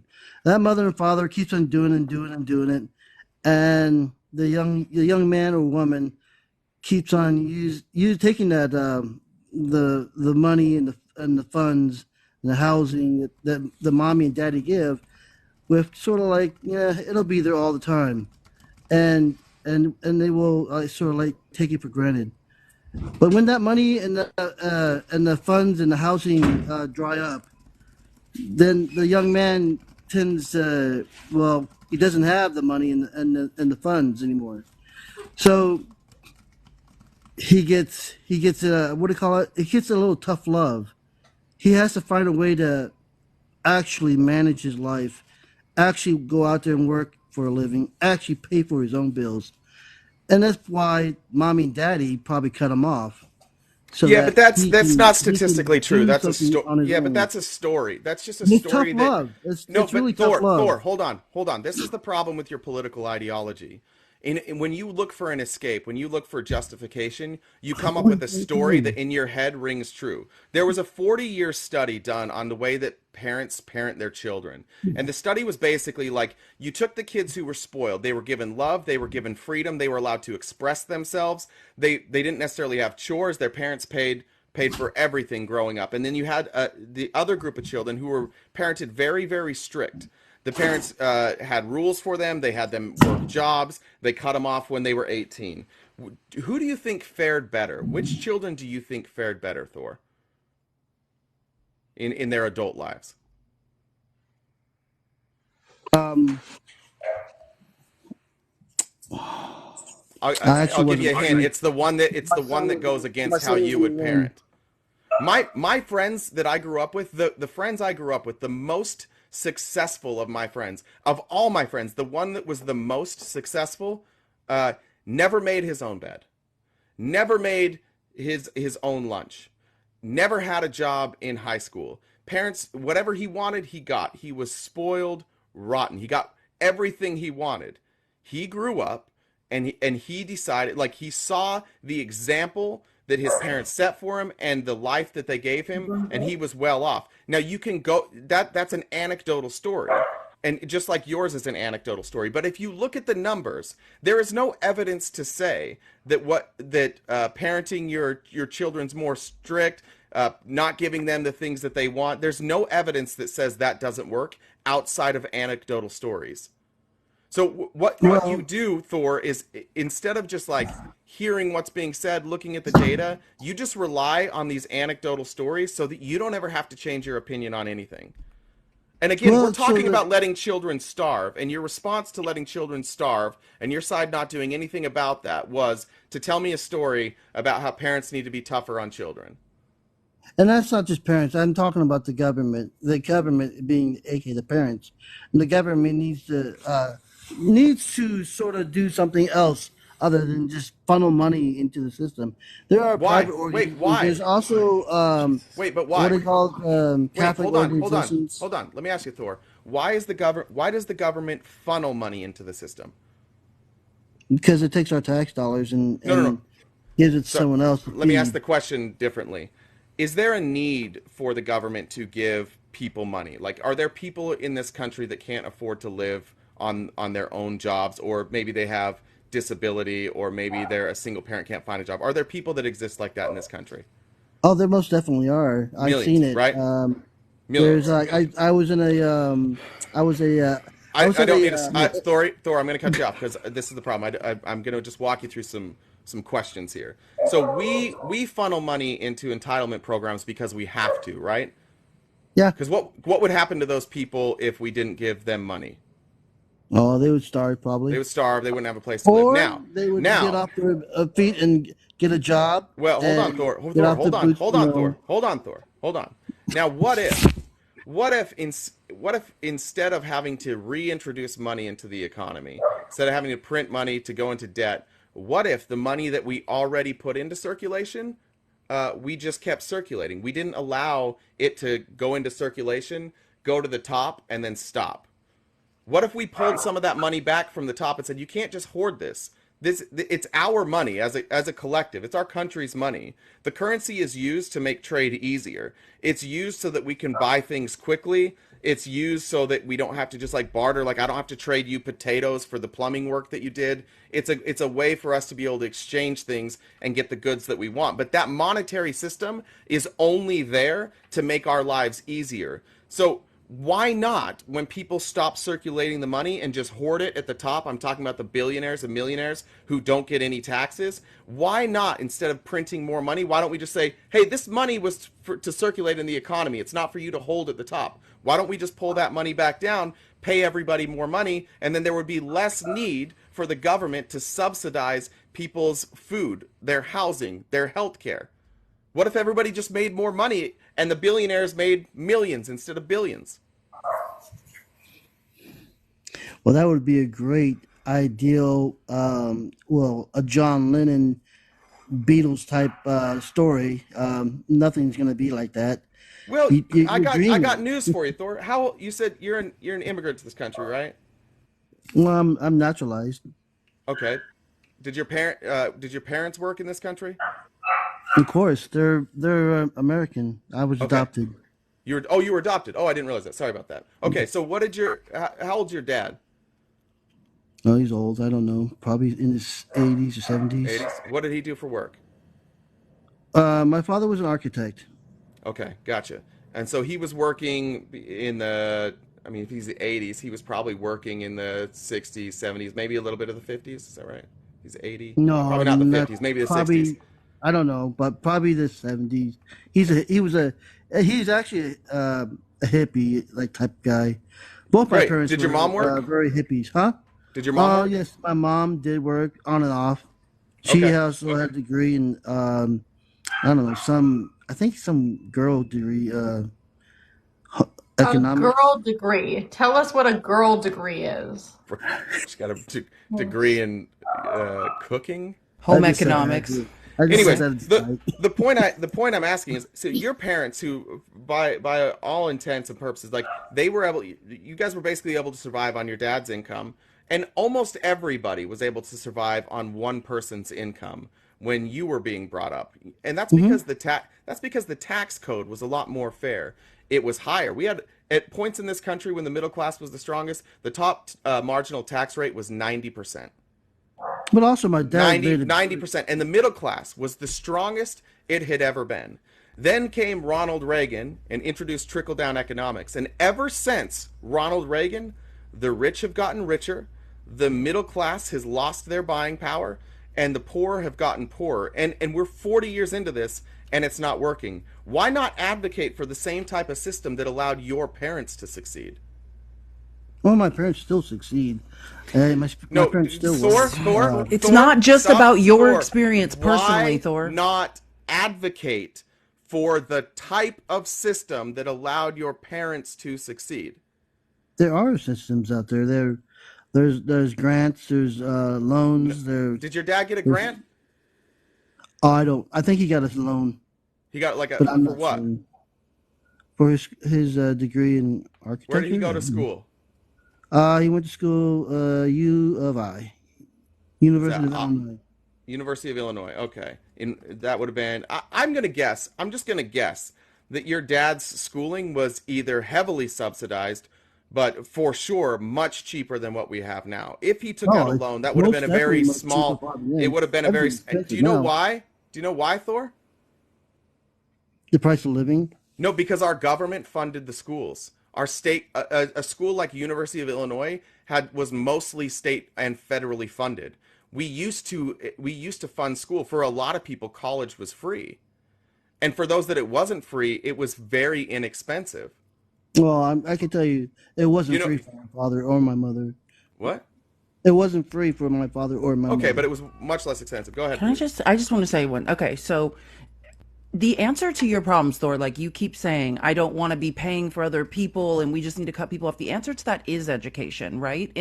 When you look at Scandinavian democratic socialism and, societies that are actually succeeding, they are providing free education. If you want people to raise themselves up by their bootstraps, which is literally an oxymoron, right? No, you can't pull yourself up by your bootstraps. But then the Republicans adopted it as a saying. If you want that, the key is to flood everybody with education or with technical skills. It shouldn't. We are right now making education elitist in this country, but nobody will ever raise themselves up out of poverty without education, Thor. And The that's what you're problem not with the seeing. And Thor, you education, need to see billionaires not as aspirational. That's the biggest lie the Republican Party has told about capitalism and sold that, oh, you can do it too. No, statistically, you cannot do it. Right? Billionaires are stealing from all of us. They need to be taxed out of existence. That's what he's talking about. The top tax rate being 90%. That's because this money is sitting in someone's bank account. It's our money. Our gross domestic, we are working those profits, privatizing profit in capitalism, right? That money would belong to us in a different style of economic system. And now it's just sitting in someone's bank account rather than being recirculated into the economy. And that's what the issue is, Thor. And David's here. Hi, David. the problem is that you guys live in fantasy world where this is never David, gonna we live in happen. the same goddamn state as you. We live in the same fucking reality that you live in. What This are is not you a talking fantasy about? world. We're We talking live about in a fantasy David. world. This is not Everything gonna we're happen. talking about has already happened in this You're country. screaming David, but it's Thor. Thor. Everything we're talking about has already happened in this country. It led us through the Industrial Revolution. It led your parents and your grandparents to have generational wealth due to housing that was affordable at the time that's not now. It allowed them to have pensions. It allowed them to have a living wage. It allowed them to raise you with one of the parents in the home. Everything that you have, you benefited from this system, and now you're advocating for the system that is bending you over and fucking you in the ass. And you're like, yay, Elon Musk needs more billions. Dude, none of this is helping you. None of it. If you can't afford things now, if things are more expensive than they were, you like to think it's about Trump and Biden. What happened is the rich hoarded all the wealth during COVID. The largest transfer of wealth ever recorded in our history went from the poor and the middle class to the top 1% during COVID, because the government, and this is just further proof that trickle down economics doesn't work. The government bailed out Americans because we were hurting, and they gave Americans checks, and they said, go live off of this, do what you can with this money. That money went through the economy and made its way to the top, and it stopped. That's why the rich got richer, because during COVID, Walmart stayed open, Amazon stayed open, all these massive corporations that are run by billionaires that have the money and the infrastructure to stay open during COVID, and most importantly, the influence to stay open during COVID. They took all that money that you think the government gave to poor people or people who didn't want money, for all the people we complain about taking PPP loans, all of that money just trickled up. Every time we introduce money into the economy, it trickles up. It never fucking trickles down. We have to force it to trickle down because people don't want to give away their money. Ronald Reagan, whether he did it on purpose or not, he was really, really stupid to think that rich people were just gonna do the right thing and trickle that money on down. We'll take away all the barriers. We'll allow them to keep whatever money they need. We're not going to incentivize them to trickle this money down. We're just going to trust that they're going to do the right thing. We just watched trickle up economics happen right before our eyes, and you guys misidentified it as, Trump wouldn't have let this happen. You don't even know what's happening in the economy. You're just like, Trump will fix it. None of this happened under Trump and under Biden. This is how our economy is set up. It doesn't work, and it doesn't work for you, Thor. You're on here defending something that literally hurts you. It's like if I was punching you in the face, and then you were like, somebody's like, hey, stop punching him in the face, and you're like, no, I need this. This is good for society, and then I just kept punching you in the face. It's a bizarre thing to defend, dude. Sorry, got distracted with the wife. But no, going back from Felice's thing, education doesn't matter. No, Thor, shush. Do I have to do this again? Why are you yelling? Because you just ignored a really good point, and I put a lot of effort into it. No, I felt that. I was with it. He was commenting the whole time. He didn't hear a word you said. You're dreaming. It is all the stuff is in the clouds. You'll never get the billionaire. You'll never get the millionaire. You'll never get all this money, and you'll never be stealing. Shush, bud. Shush. Just recap what I said. You basically said that the government, well, not the government, you basically said all these big bad companies are making billions and billions and billions of dollars, and it's not coming back to us. They don't need all this money stored away. So what you're trying to say is that the billionaires, the trillionaires, the zillionaires need to give this money back to the people. No, that's not what I'm saying. See, this is the problem. So here's what we do, Thor. I'll explain it to you. $10 million is, we're going to set a cap at $10 million. Every dollar you make over $10 million is taxed at 90%. 90%, 90 cents of every dollar after 10 million goes to the government. The only way you don't pay that to the government is if instead you reinvest that in your employees and into your employees. And not stock buybacks. We're not talking about stock buybacks. Another Reagan special. You pay your employees more, or you give that money to the government so they can take care of your employees. That's it. That's all I'm advocating for.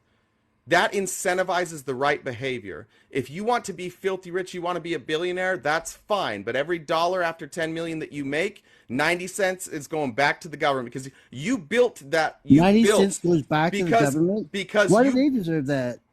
Well, because I just explained that. Wealth. Thor, I just explained why they need it. Thor, why do they need it? I just told you. Is that what you're saying? Thor, I just told you why the government needs the money. Did you not listen to that part? So, well, I did, but are you just saying? So what was that money for? The money? What's the money for, Thor? Let me ask you. Are you trying to answer the question first, and then you can ask your questions? What is the money for? The money for what? That the companies make? No. What is when the government takes that 90%? What did I say that money was for? To redistribute it to the people that need it. Not necessarily to redistribute it, but to take care of them because you refuse to give them a wage they can live on. So you have two choices. You can pay them more and have happy employees, or you can force them to be on government assistance. Now, most people are going to want to work for employers who pay them more. They don't want to be on government assistance. So it incentivizes the right behavior, Thor. It incentivizes business owners to do the right thing, to pay their employees more, and therefore that means less people on government assistance. I don't know anybody on government assistance who loves that they're on government assistance. They'd much rather not be on government assistance, but it helps. Why not incentivize businesses to do the right thing, and then we wouldn't have to pay so much in government assistance? That's absolutely right. And what you need to think about, Thor, since you're such a lover of capitalism, right? You love privatized profits. You don't want us to be gaining profits as a society. So you love privatized profits. You want capitalism to succeed. Capitalism is dependent on one thing, exponential growth, right? So wouldn't it make sense for the cheap and slave labor workforce, which is us, that capitalism requires in order to succeed, that we be healthy, that we be fed, that we be able-bodied so that we can be slaves to the economic system that you love so much? Make it make sense. Think about it. When corporations like Walmart are being sued because they are instructing their workers how to get on things like SNAP benefits because they will not pay their own workers enough. They won't pay a living wage. So they are actually gaming the system. They are not being taxed properly. Walmart's a corporation that is not being taxed properly. We are not levying the taxes we should from them. And then they are encouraging their own workforce. They are refusing to pay while recording record profits, right? To get on government assistance. Do you see what I'm saying here, Thor? The problem is not the people that you are like, oh, these people don't want to work. That's not who's robbing us blind. You need to direct your energy towards the right people. That's what I'm saying. We need to have a conversation about economics and who is stealing from all of us. It doesn't matter if you're far right or far left. We're all being stolen from the same people, the donor class.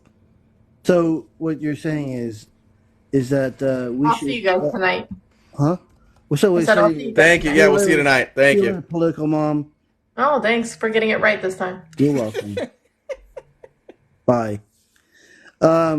So what you're saying here, Felice, is Walmart should give these people $25 an hour for a living wage, where they're basically not high skilled workers. They're not. They're like almost like the lowest at the totem pole of the food chain, as you would say. Thor, let me explain something to you. A full day's work. No, I'm not going to let you. Hold on. I'm not going to let you tell lies. Everyone's work is equally valuable, right? Working full time, you don't get to put a price on this person's labor is more valuable than another person's labor. That's the way America has been. Thor, you've been indoctrinated. That's what I'm trying to tell you. You've been indoctrinated into a system that places value on people's labor. Labor is labor. Well, we are all cogs in a system. You guys are a younger generation, and I'm a much older generation, where I was learned, hey, McDonald's was an entry-level job. Then, maybe a at retail was another jump to past McDonald's, and then you went like maybe towards a high skill job like a trades or welding or IT or Thor, accounting, listen. Then doctor. we need to Then you went provide up. skill. We need to provide. We could. That's another conversation. We used to have programs that instead of going to university, you could become a skilled laborer, like a welder, an electrician. We should have had these programs, but we took those away in the '80s, right? And Actually, they still yes, we have did. them. And no, but they need to be created again. Absolutely. They're like I in other societies, civilized societies, like our, the creator of imperialism, the British Empire. You don't have to go to university, which is subsidized, right? They're paying for school for people who pass their A levels. There's a test, but if you don't want to, there's other programs to become skilled workers. And This we is need where that in I America. believe. Absolutely. But hold on, Thor. This is In hold other on. I just want Thor to say in one other thing. countries, This is in where I other agree with hold on, real Felice quick. on I on this understand. thing. Hold on, real quick, Thor. I just want you to know that in other countries, you can work at McDonald's and earn a living wage because there are minimums. It's like 20. I know in like Denmark it's Let them go $20, to and you let can them go live. to foreign And countries because and of their do that. tax structure and because of their economics, you can $20 an hour is a living wage. So you can actually work at McDonald's, and yeah, you won't be rich, but you can live in See, other countries. the thing is that, and I agree with Felice, and I've been saying this for a long time. Whereas, you know, there used to be a good apprenticeship into jobs, like not just trades, but in like professions like doctors and nurses and IT. There used to be great ones, but now they just turned it into internships where they paid you Yeah, jack crap. capitalism, dude. That's And capitalism. but yeah, That's you what had to that get is. That's your experience. side's that's what you guys advocate. You don't want to fund education. You don't want to fund internships. You don't want college to be subsidized. You want that free labor cuz capitalism, dude. No, I don't. I never said that I didn't want free education. I think education is important. Like Felice says, education is important. Everyone should get an education. Everyone ought to get an education. That's one Okay, thing but Thor, so think I about it am though. Let's go emphatically back to the strong school on. lunches. Let me just tie this together for you. So you're saying you're agreeing with me, education is the most important thing that we should be providing Learning in order to something, feed yes. capitalism, right? So while Not giving not wait wait. education, listen, What did as you a former last teacher, let say? me tell you something. If kids don't eat breakfast, I had kids that if they didn't have a free breakfast, they didn't get a muffin and a chocolate milk in the morning, they weren't eating. They were there for the breakfast. That school lunch was the only food they were getting. So what I'm saying is if you believe in education and you want our children to have a future and to learn, they have to be fed. Okay? Feeding So that's why children. free school lunch is necessary. Okay. Well, I will agree with you that school lunches are necessary, but there are some times where people who can afford it are abusing the system and getting free lunches because that's there. So, I mean, I agree. Free lunches for Here's everyone. here's the trick that Republicans used to trick you, and I know this because I was a Republican, and this is how we campaigned. You're a rhino, right? Yeah, shut the fuck up. I was way more Republican than you, dude. I at least knew what I stood for. I at least knew what the policies were. I still know more about Republicans than you do. But here's the fun trick that they like to play. They hold on. I have a drink overflowing. Give me 1 second. All right, sorry about that. So here's the trick that they love to play. They say they want to invest in education. They say they want job training. They say they want all these things. But why don't they invest in education? Because everybody's woke. You know why? You know why you guys have this war on wokeness? You don't have this war on wokeness because it's hurting anybody. You don't have a war on wokeness because it's actually something that you care about. You have a war on wokeness because you get to use woke as a reason to not invest in anything, to not invest in the American people. We can't invest in colleges because they teach kids what socialism is. Who the fuck cares? Our country, even with our constitution how it is now, we can be socialists. We weren't set up specifically to be capitalists. It doesn't matter. There was no economic setup in our constitution. But everything that you say like, "Oh, I'd love to do it, but we can't do it." You're just taught that you can't invest in anything because of wokeness and because the government can't get anything right. But you're wrong about that. The government is far more efficient with money than Republicans like to pretend they are. That's why when you look at Medicare, which is basically it's government-run healthcare, $2 to $3 out, or let's say $7, $7 to $8 out of every dollar we put into Medicare goes to patient care. But when you look at private insurance, it's $2 to $3 that goes to the patient care. Medicare is far more efficient with the money that we put in than private health care. But you're told that you can't support universal health care because the government doesn't. Well, I think Jen might have bumped him because the government is inefficient with money. It's just not the case. You're just lied to. And you're lied to because there's a bunch of people with a lot of money at the top who want cheap labor, who want tax breaks, and who don't want people educated as to the game they're playing. The war on socialism, the war on leftism, the war on communism, the war on all of these things is because you have people at the top that don't want the game they're playing exposed. That's all it is. Yeah, the culture wars. I want everyone to just think we need to vote for economics, right? What's going to actually help us. The culture wars is a distraction, right? All of this talk about what bathroom people are going to be in, whatever, that is all a distraction from the 1%, the donor class robbing us all blind. Welcome, Dusty Skates. Hey. Hey. So, I'm not a Trumper. You probably know that, but this idea of being taxed more, solving all these problems is just really like irritating to me because I look at this chart. If you leave the screen, we can't see. Sorry. So yeah. I can't leave the screen. So I look at this chart. What chart? I can pull it up on my end. What's the chart called? Pull it up. It could be a different source, but it's probably roughly the same.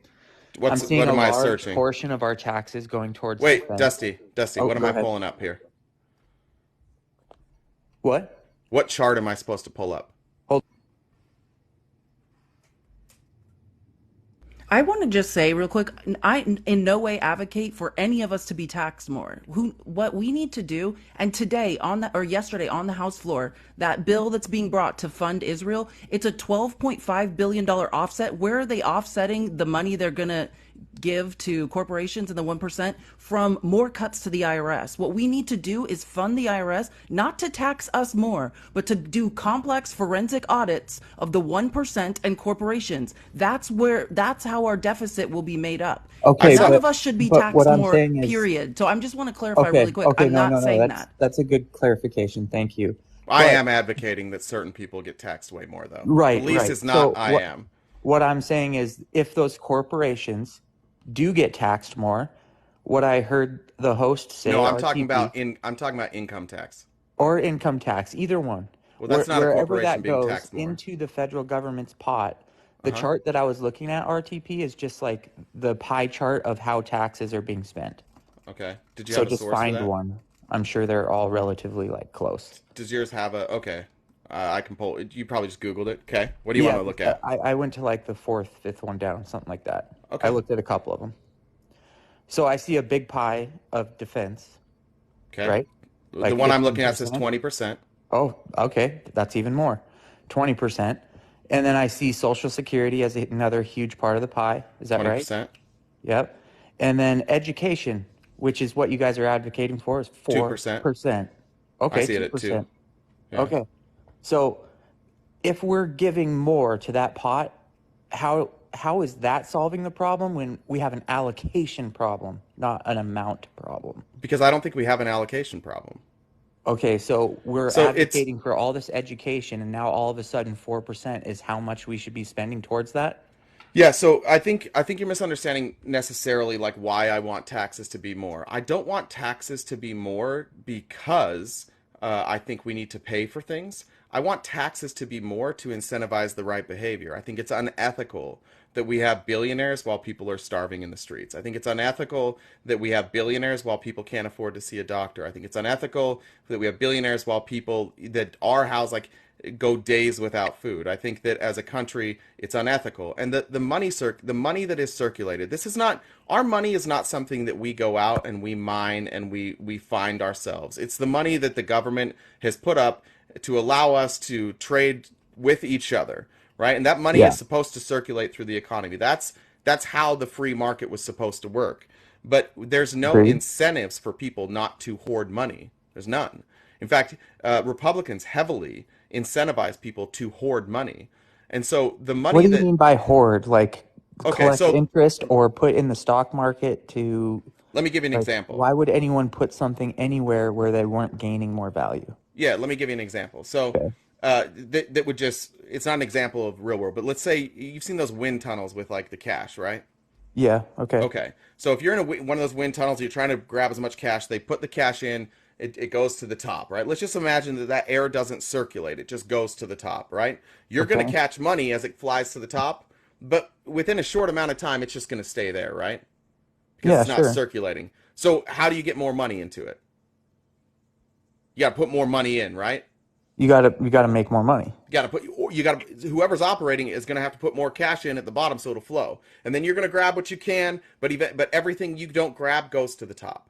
That's how our economy works. So that money that goes to the top, even if all those guys put that money in the stock market, which a lot of them do, they put it into investments, they put it into assets, right? But they put that money in places where they don't have to pay taxes on it. But that money, that wealth, it's not circulating anymore. It's just staying up there at the top. Even if it's that money even if goes it's in the stock to market, the corporations. What's that?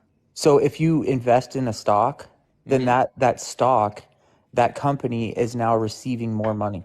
Right, but now they're not paying workers more money. You're getting dividends for the investors and for the people at the top. What the stock market itself, like if you're going to have free market capitalism, if you're going to have true free market capitalism, then why at any point would you put in a mechanism of gambling and then make that mechanism like the core of your economy? Our economy is essentially the banks are the ones who influence the stock price. The only ones gambling. Excuse me, what? No, there's lots of things. I'm a day trader. And there's a lot more than know that there's a lot more than banks that influence the stock price. Okay. So let's talk about this. You want to invest in Amazon, right? Of the price increasing or decreasing is the amount of purchasing or selling that's happening. And guess who owns all the money where that's happening? The banks, the financial. No, they don't own the money. The federal government still owns the money. They're hoarding. Exactly. They're short stopping that money. Price. But let me ask you a question. Gambling is an individual putting their money into the stock market. Yeah, let me ask you a question about, let's just use Amazon for example. Let's say Amazon's price is stagnant, and you hear word that tomorrow Amazon is going to lay off 20% of its workers, and they're going to cut benefits for all their part-time employees. Is that a good time to buy Amazon stock? After. Why? Because it's going to go down. But it's no. When they cut that, and then we're gonna see what. Okay. If they lay off a bunch of people, typically stock prices go up. Why? Because the profit margin of that company. Bingo. It's incentivizing. So that's what I'm talking about with the stock market. The stock market encourages these big companies to shit on the workers and be beholden to their stock price. Every CEO, no matter what major corporation they're a part of, they'll tell you the thing that matters most to them keeping their job is their stock price. Yeah, it's a shitty incentive structure that we've created. And our wealth is tied up in it. All of us, our retirements are tied up into it. We've turned all of our investments into, like, you can say it's not gambling, but it is gambling. If it's not, like, there's too many things. It's gambling to the average American. No, it's gambling. To the financial institutions. Well, not to they're the casino. They're the casino. Gambling. Yeah, right? They're the house. Right. It's annoying. They understand that. I agree. So we've incentivized corporations to not take care of the workers, and and then we also incentivize banks to pay out those corporations based on whether or not, like, they take care of their workers. And largely, the companies who make the most money, the companies who wind up at the top of those, are people who built their wealth and their company off the backs of shitty paying jobs. Okay, so let's say we do a high forensic audit of all these companies with these high dollar profit margins, or just high dollar revenue, because a lot of the times profit margin doesn't indicate how much money a corporation really has, right? Because they're putting way too much expenses on their books or whatever. Sure. So let's say we do this audit idea, and then what I was talking about, because I actually don't disagree with the 90% plan that you proposed. I think that's a good idea. However, the problem is, like, okay, where that money goes, what happens? 20% is going towards defense. It's like our military just gets that much bigger. Like, does that help us? Like, we have an allocation problem. We don't have No, an but, amount wait, but problem. but if you incentivize that behavior, it's going to lift. It's going to make middle class people have more money. It's going to elevate the poor. The things that we spend on like safety net, that spending goes down. Interest, the amount we're paying in interest goes down because we could actually pay down our debt. Healthcare costs go down because in this scenario where we don't have healthcare for everybody, these people wind up, businesses are incentivized to provide good healthcare. Retirement, even social security, all these things go down. All our other spending goes down if everybody makes more money, because it's not just the audit on the higher end people, it's also the middle class and the poor who start making more money, who then we can tax them at their regular rates as well. You wind up taxing in all the right places, but because of the activity that we've incentivized means that more people go home with money in their pocket, our spending actually goes down. I'm silent because I'm thinking. And it's not mutually I don't think exclusive. I Like really you're disagree with discussing that. allocation, Dusty. Like there can be an audit of the military, right? Which there probably needs to be, because right now that's another capitalistic system, is defense contractors, and where is the money that goes So to the much American money. military being allocated? But what you also need to think of is the bigger foreign policy picture. Capitalism is dependent on exponential growth and continued devouring of resources. That's what our military is doing. Our forward military positions are protecting our interests in regions that are fueling our capitalistic economy with resources, natural resources.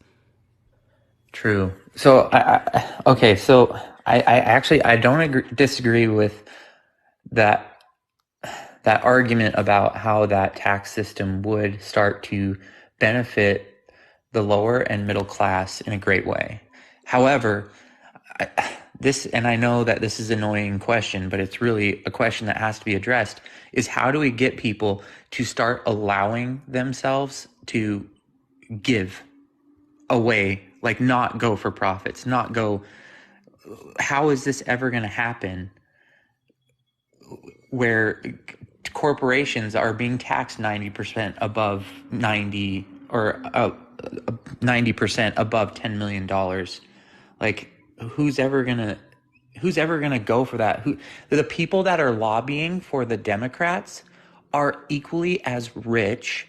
The people that are lobbying for certain policies, they're all in the 1%. So those people, even if they're Democrat, they definitely don't want to give up 90% of their dollar. So how are we going to do this as the middle class, as a person who wants this kind of system? How do we influence that as people? Like, what do we have to do? It certainly isn't voting for Democrats. That's not going to help. Well, it's voting for progressive Democrats. It's advocating that you primary, like if you had more Katie Porters in Congress or in the Senate, this shit would get done. It's not just voting for Democrats. It's certainly ignoring Republicans, but you do have to vote for more progressive Democrats I agree with wherever you can, right? So, You're like right, Dusty. in Arizona, we're gonna bounce old what's her face, and we're gonna go more progressive. Cinema, get Cinema, out. yeah, Let's go, Ruben Gallego. Here that's we right. go. Gallegos. Wait, what were you going to say? I was gonna say, Dusty, the Overton window has moved, right? I see that, and I'm much farther left than RTP. So, but I see the Overton window having moved right. The Democrats don't even see it, but you're right. The donor class, the Democrats are also influenced by that, by dark money flowing into politics. Yeah. And the Overton window has moved right. The neo-libs are now neocons, right? So, like what RTP is saying is correct. It's not just about anymore looking for Democratic candidates. It's about finding progressive people that are willing to drag this country back left. Yeah, I would say that's true. And then the other big issue that we all fail to realize is that we are all part of the capitalism problem. Every time you buy something on Amazon, every time you buy anything, you are promoting capitalism. And sometimes you don't have a choice. I've said that when Trump was elected, I disappeared into South America for a couple years, long story, but I lived in communal society, like Well, in there the you go. Amazon. Well, so I'm Yeah. saying what I learned from that experience was a lot about dismantling my role in capitalism. Like I had a crisis of conscience. Like I was in corporate America working very successfully in digital advertising. And like after that experience, like really took a look at like what consumerism and what my role in capitalism is. And I'm still trying to figure out like how to live in alignment with like what my belief system is, but still survive in a capitalistic economy. Like on a certain level, there is a lot of virtue signaling on the left about, oh, we need to do more and, but we are all contributing and we have to. There has to be survival. And I don't think anyone should feel guilty about what they're doing to survive in Yeah, capitalism. But like for what sure. you're saying is correct. We need to recognize our roles, right? And where we're putting our money as far as in terms of consumerism. Yeah, exactly. Because if we can say, oh, the rich get richer as much as we want, and then we go on Amazon and we buy something, it's like, okay, well, don't complain about Amazon. Why don't you go buy that from a local distributor or a local business? Like, I think that's the individual behavior that you guys are talking about that needs to be influenced is that kind of behavior where we're like capitalism, unfortunately, what it promotes is what the word I'm looking for is like it makes life easy, convenience. It promotes convenience. And the more convenient things get, even if it costs a little more money, guess what? Everyone's going to do it. So what you guys are trying to do, or even me, what I'm trying to do in the ideal world is everybody being like, okay, this is a little less convenient, but it'll be better in the long run. If you can get people to actually start doing that, I will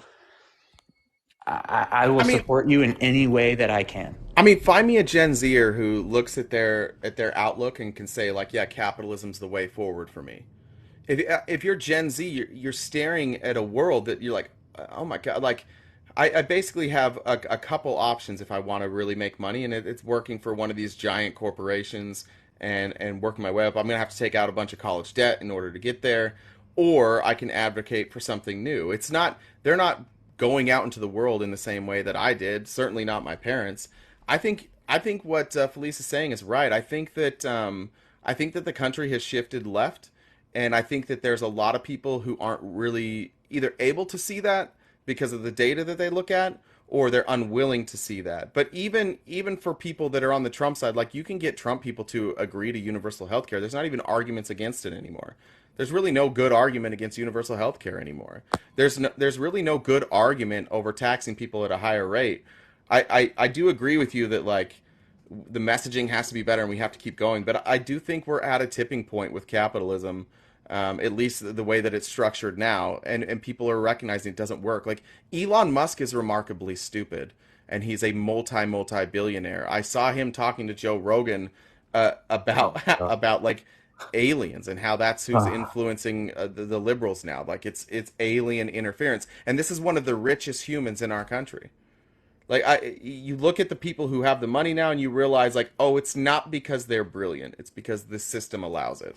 Don't get me started on Elon Musk because I'll go into a different topic about how much I don't like him, but and how Teslas are just terrible for the environment, but people think they're saving it by buying one. Well, he stole that so company. stupid. You know what I mean? That's not his company. Tesla wasn't his company. Like But I'm as just someone saying that works in the tech industry, that's not his company. I mean, he bought it. Yeah. And ran it into the ground. And if not for government and you think you're subsidies, helping the Elon Musk environment, is not you're a successful businessman. The American government is subsidizing Elon Musk's business. Solar City, Tesla, SpaceX, that doesn't exist except for at the leisure of the U.S. government. Elon Musk is not a successful businessman. Yeah, I don't know. I mean, I agree with you. But like I said, I don't want to go down that rabbit hole. And I know that I'm not this Trump guy that you guys can just point fingers at and like That's all right. I'm sorry, but no, I prefer this. Like one thing I will say is you guys, I used to be in this position where I'm like, screw it, I don't care about any of this because I can't do anything about it. However, I think you guys, just watching you guys has changed my attitude a little bit about no, if you can convince a couple of people to do a couple of things differently, and each person thought that way. I think, like, I don't know, having discussions like this, I think can help. So like, I'm kind of migrating out of the, oh, I don't care about anything because either way I go, it doesn't matter. I'm like starting to get out of that mindset. And so I appreciate it. I followed you, Dusty. I think that's me too. great. Welcome to the party. Yeah. All right. Come back again sometime. See ya. All right, bro. See ya. Who was next? I wasn't sure who. I'm looking for just opposition in the box right now. I know this looks like a panel, and I know I said that. And if you guys are used to me being here, it's usually just me and one other guest. But I wanted Felice to be here today. So, what are you stroking your? I just looked up. What are you doing with your hand? What is that? Just stroking David's face. Oh, you're stroking David's face. I was like, what in the shit is that? Mr. Y. Hey, Mr. Y.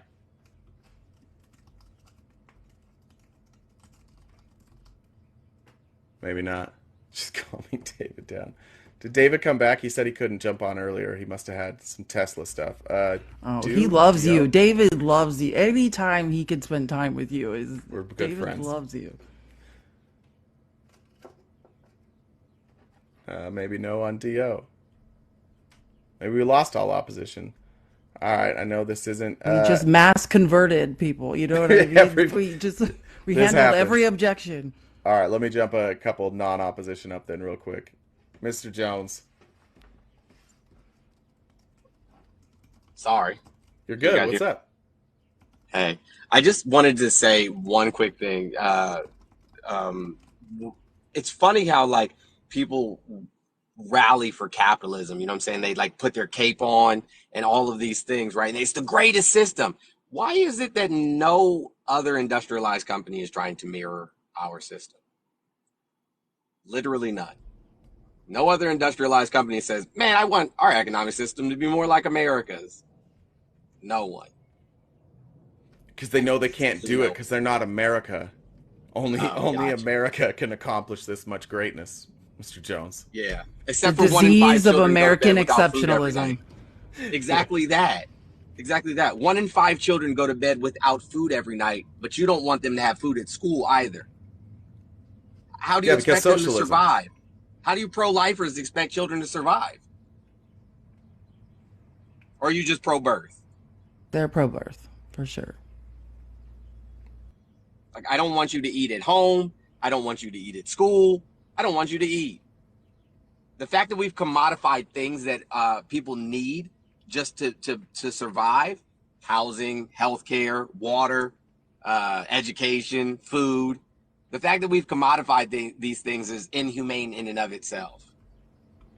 Yeah, it's a bizarre thing that we were talking about oil the other day, and it's a bizarre thing that we allowed people to get rich off of of oil, off of like a national resource. It's our land, and we just were like, yeah, we can just let like 10 individuals become billionaires off of this oil. We're not gonna tax it at a high rate. It wasn't theirs. They didn't create it.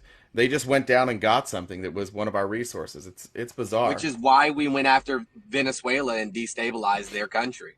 Because they were going to use their natural resources and equally or equitably distribute, you know what I'm saying, the money made from said resources amongst the people. And America was like, huh, not that close to our borders. This isn't, you know what I'm saying, Swana. This isn't the Middle East. You're not going to do that over here in the Western world.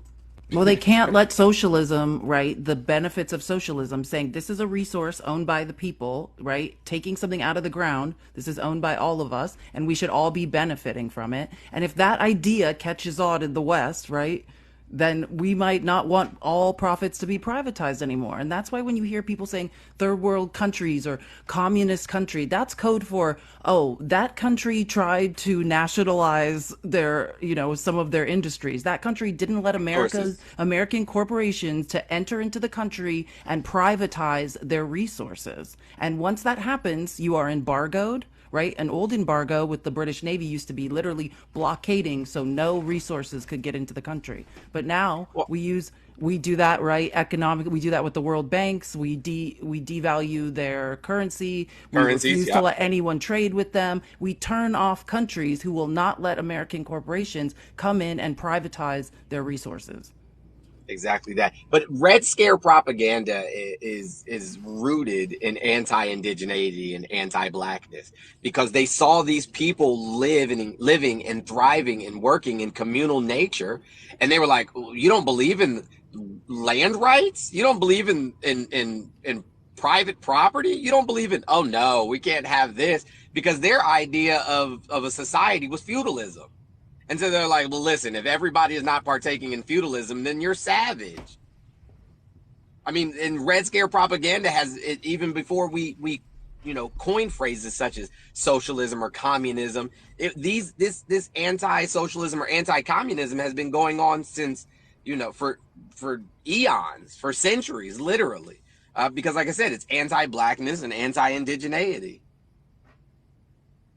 100%. It's imperialism. The 16th century British Empire, the British started imperialism, and capitalism is a reaction to feudalism, right? The rise of the bourgeoisie, the merchants, to say we don't longer want to live as serfs on the land of kings and queens. So capitalism was a good thing. It's the implementation, right? And socialism, just so people understand, in Marxism, is a reaction to capitalism, to say the privatizing of profits is cutting out the majority of the middle and lower classes, and we want a piece of the pie. For our labor, we deserve to be sustained. And so we don't need to think of, I'm not here yelling socialism. I'm saying critical thinking, forward-thinking solutions. It's probably a combination of from the far-right economic ideology of even the ANCAPs, right? Anarcho-capitalism. I love to listen to those debates because it's all necessary to come up with the next solution, the next economic system that will stave off late-stage capitalism.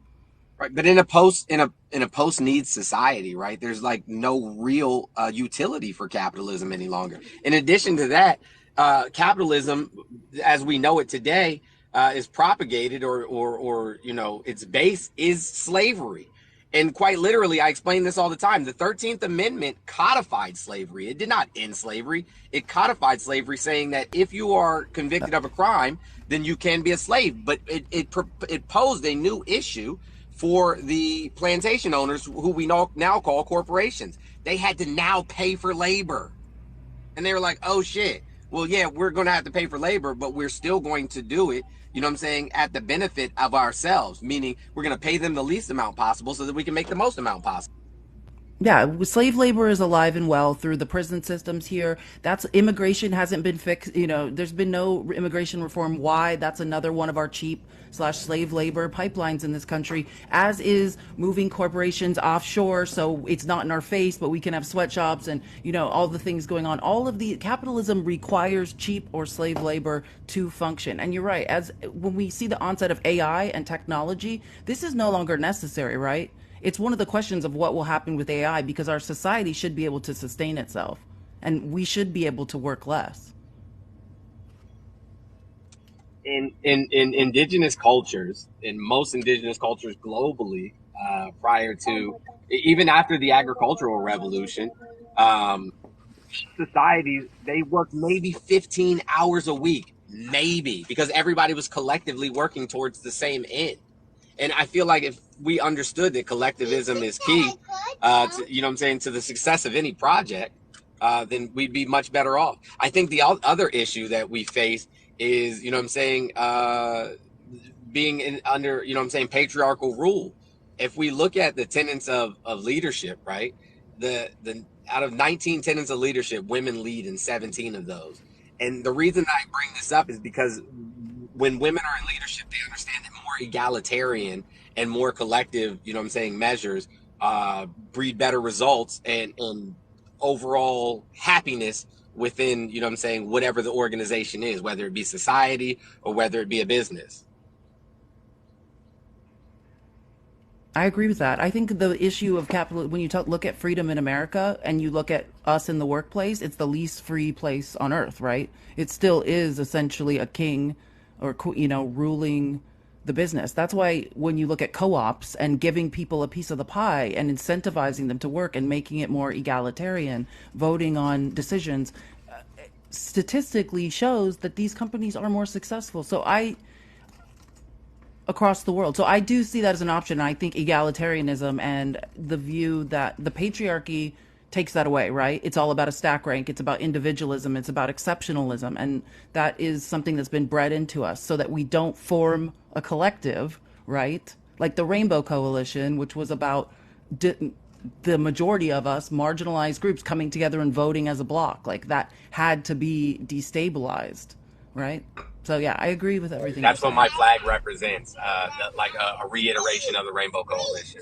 Yeah, it's an interesting way that our society has been shaped. Where if you talk to anybody one on one and you say what's more important, being rich or being happy, everybody's going to say being happy. Even even most of the people that are rich, and yet when we try and make a society that says like, hey, let's all see if we could just have happier, easier lives, like that should be the goal.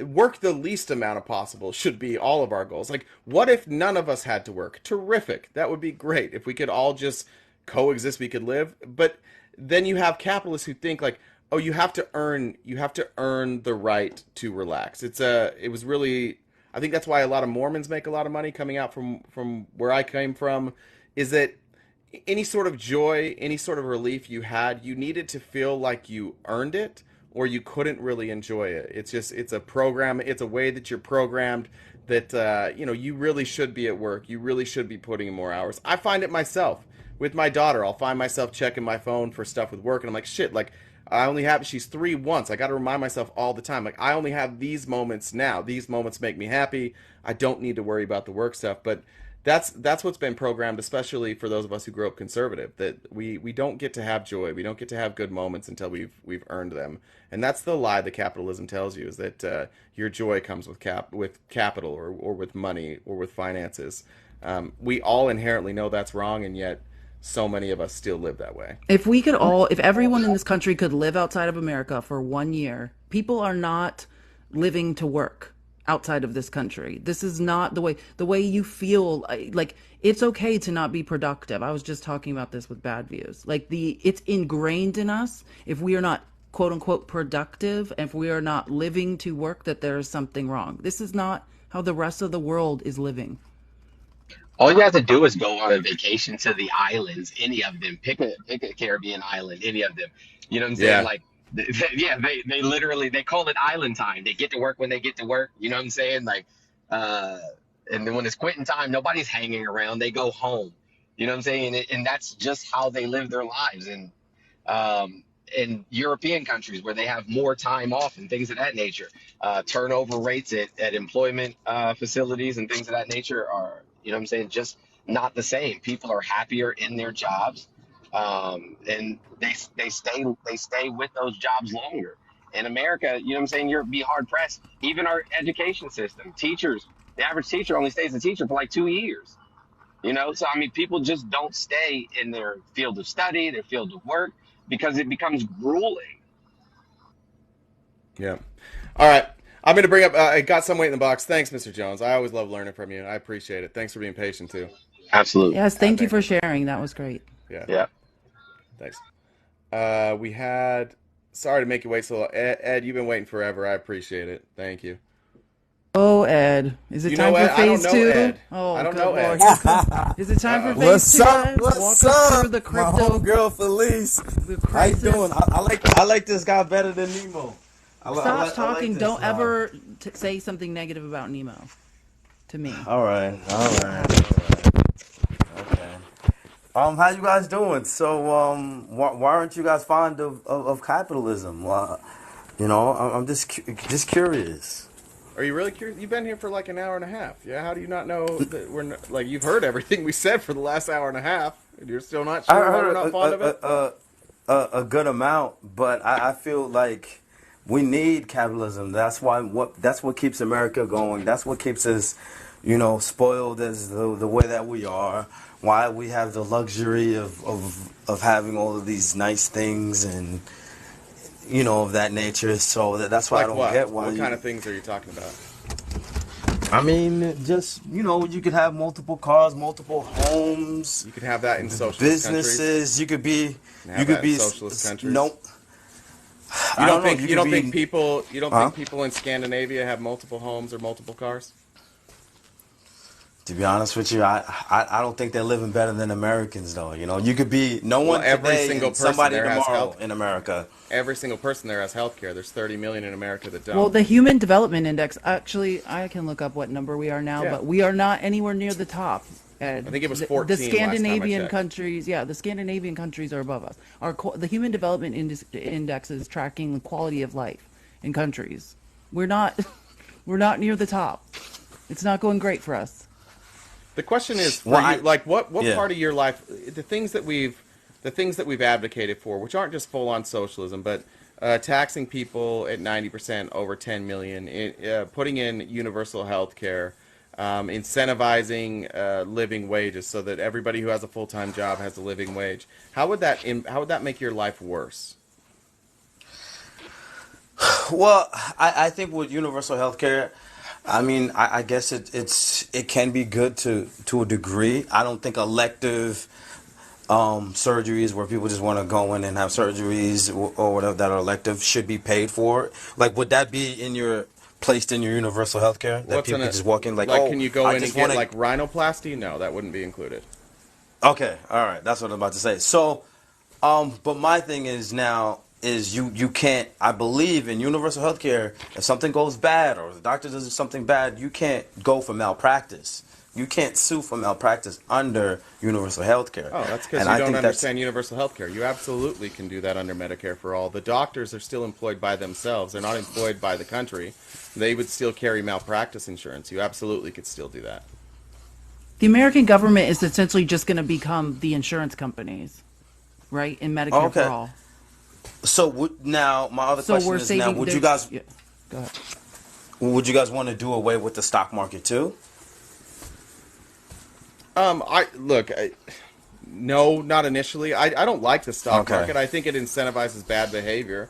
But part of the way Medicare for All is funded is on a tax from the stock market. So you can't really get rid of it and pay for universal or for Medicare for I was All. about to say because we got to keep the stock market. We got to keep that money machine going because I think stocks and these things are necessary and they're needed. Why? And especially when companies go public. Why? I feel like that's a why? Because I kind of feel that's a sense or form of regulations in these jobs, especially like, so say if you, because I've been a manager, so say I used to work for Cisco Foods, and because that company was public, they had to meet standards, they had to make sure they abided by the regulations because they have to keep the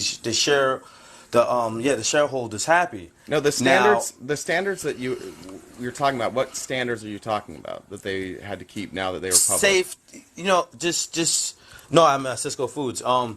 Just certain standards, safety standards. They had to make sure. Do you think safety standards only apply to publicly traded companies? Private companies get away because I've also worked for a big, large private company, and when I tell you that they did not keep with regulations and they got away with so much, like it was insane. Like I couldn't. Okay, so you're saying that couldn't believe it. The private money, because they get that money on these publicly traded companies, they don't want to take like a public embarrassment, so they might keep the rules a little better. They won't abide by regulations because, like I said before, the public companies, they're going to go over and beyond because they want to keep the shareholders happy. Fair enough. If you get what I'm saying. Yeah, but doesn't that also mean that those companies are incentivized for profits? So if they can pay their employees less or offer less benefits to raise their stock price, they'll probably do that, right? True, but I feel like, because like I said, when I was managing the private company, I felt like, sometimes they don't care and they don't want to go through all those regulations because it is much of a hassle, so they'll just stay private. Yeah, I heard that, but I'm saying that when you become publicly traded, now you are beholden to the stockholders.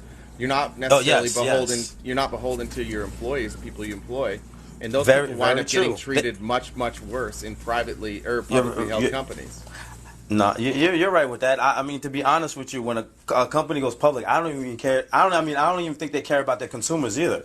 They don't really care too much about their consumers or their employees. But so why is this so important that we keep it then? Why are you so? Because when these companies go public, they're able to become a lot larger. Like Amazon, for instance. Like, yes, Jeff Bezos doesn't really pay too much in taxes, but he's able to create so many different jobs. He's able to make our lives so much easier. But what if he paid more in taxes? What if our tax structure was set up so that Amazon was incentivized to pay those people more money? Jeff Bezos can afford to pay all the people he pays shitty money a lot more money. He can afford that. He just doesn't. Why doesn't he do it? Do we know that for sure though? 100%. I mean, we've looked at their profits and we've looked at their employees, and they could afford to pay their employees a lot more. But why don't they do that? So can I just say one more thing real quick? So no, we're still talking about why don't they do that? All right. Because, like I said, I mean, remember they don't hire these actuaries for no reason. You know, they have to. The numbers need to match up, and profits, right? You're going a long way to say, they need their profits to look right. And one of the things, like, you need to have low overhead for higher profits. If your profits go down, then you got to drop your overhead, right, so that your stock price remains high. Exactly, and then the shareholders, like we said before, the shareholders need to be happy. So why do you want this system that only benefits shareholders, but it hurts the employees? But at the end of the day, they're creating jobs, though. I mean, that doesn't matter to you? But again, those jobs would exist either way. If Elon Musk started paying more, those jobs would still exist. Those people would just have more money. But the stock price would take a hit. You see, how it's a bad system? It's not incentivizing the right behavior, right? It's incentivizing profit over people. If I could do things, what I would do profit sharing. At the end of the year, you profit share with your employees. I think that would incentivize your employees to work harder, because if they'll look at it as, if we work harder, the company does better, we could get more in so you think maybe more in profits. Employees should own the means of production, is what you're saying? No. You're not gonna put me in a trap. What kind of trap? Well, no, you said that you share the profits with the employee, meaning that they get to share in the profits of their production, right? Yes. Welcome to socialism, dog. You see, I knew it. I knew he was gonna do this. That's why I didn't want to do that. See, this is the problem, Ed. This is the encapsulation of what's fucking wrong with conservative America. You will agree with socialism until you find out it means socialism, and you've been so hardwired to be like, no, socialism, that when you realize that the idea, I didn't come up with that idea, you did. You just advocated for socialism, and I was like, that's socialism. Like, wait a minute, my programming says I can't do this. Even you, the capitalist, knows socialism would be better. I'm going to tell Nemo. You're a socialist. You're good. You're good. You're good. All right, vote blue, baby. No. No, why would you vote again? Now that you said this is your idea, you think this is the solution, why would you keep voting for people who think that solution sucks? Well, how do we know that for sure? That solution that I just said would come into play under a Democratic candidate? Fair question. Would that ever come in? I'll answer it, but first, is there any scenario where that becomes a policy under Republicans?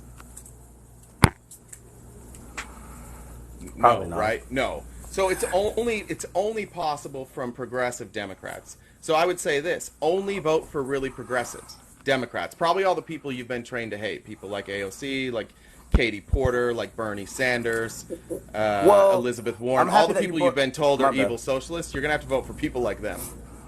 Well, you see, I'm happy that you brought up AOC. Maybe I might be right with my words that I'm gonna tell you, but so I'm from New York. And Jeff Bezos was going to make his headquarters here, but in order to bring his headquarters here, he didn't want to pay any taxes. He wanted to get funding. AOC fought hard. I'm talking about she was relentless to make sure that he couldn't bring his headquarters to New York. And you know how, Yeah, because he how didn't much want to pay taxes or pay a living wage. How does it benefit anyone in New York, Ed? How does it benefit you as a taxpayer if he comes there and is not paying taxes? But the thing is, he was going to bring like these good jobs. Because remember, this is the headquarters, and we're talking about $100,000 jobs and up that he was going to be bringing here, and he wasn't able to make his headquarters here. He went elsewhere. Yeah, and it wasn't good. A lot of New Yorkers were upset. Well, you can be upset if you want, but that job, the only reason he's going to New York is because he wants to be in New York. So he's only going to bring the jobs that he wants to bring to New York so he can continue to profit off of the backs of cheap labor in states like where I'm at, in Arizona. He likes to put his hubs in places where you can pay a little less, where maybe you can fire people a little more easily, where you can hire people for 35 hours and not pay them any benefits. Of course, AOC is just saying to him, like, yeah, you don't get to come here and enjoy the benefits of this market that we've built. Like, New York has been built the last few years on the fact that they pay more. They pay more in taxes. It's a more progressive place. Why would you let somebody come in and take advantage of everything that you've built while they continue to do all the practices you're against in all these other states? It was a great move by AOC. You've already agreed. Gosh. Like, why doesn't Jeff Bezos just sit down with the AOC and they say, all right, here's the deal. We won't pay more, but we're gonna do profit sharing at the end of the year with all our employees. Maybe Jeff Bezos should have went to the negotiating table there. Yeah.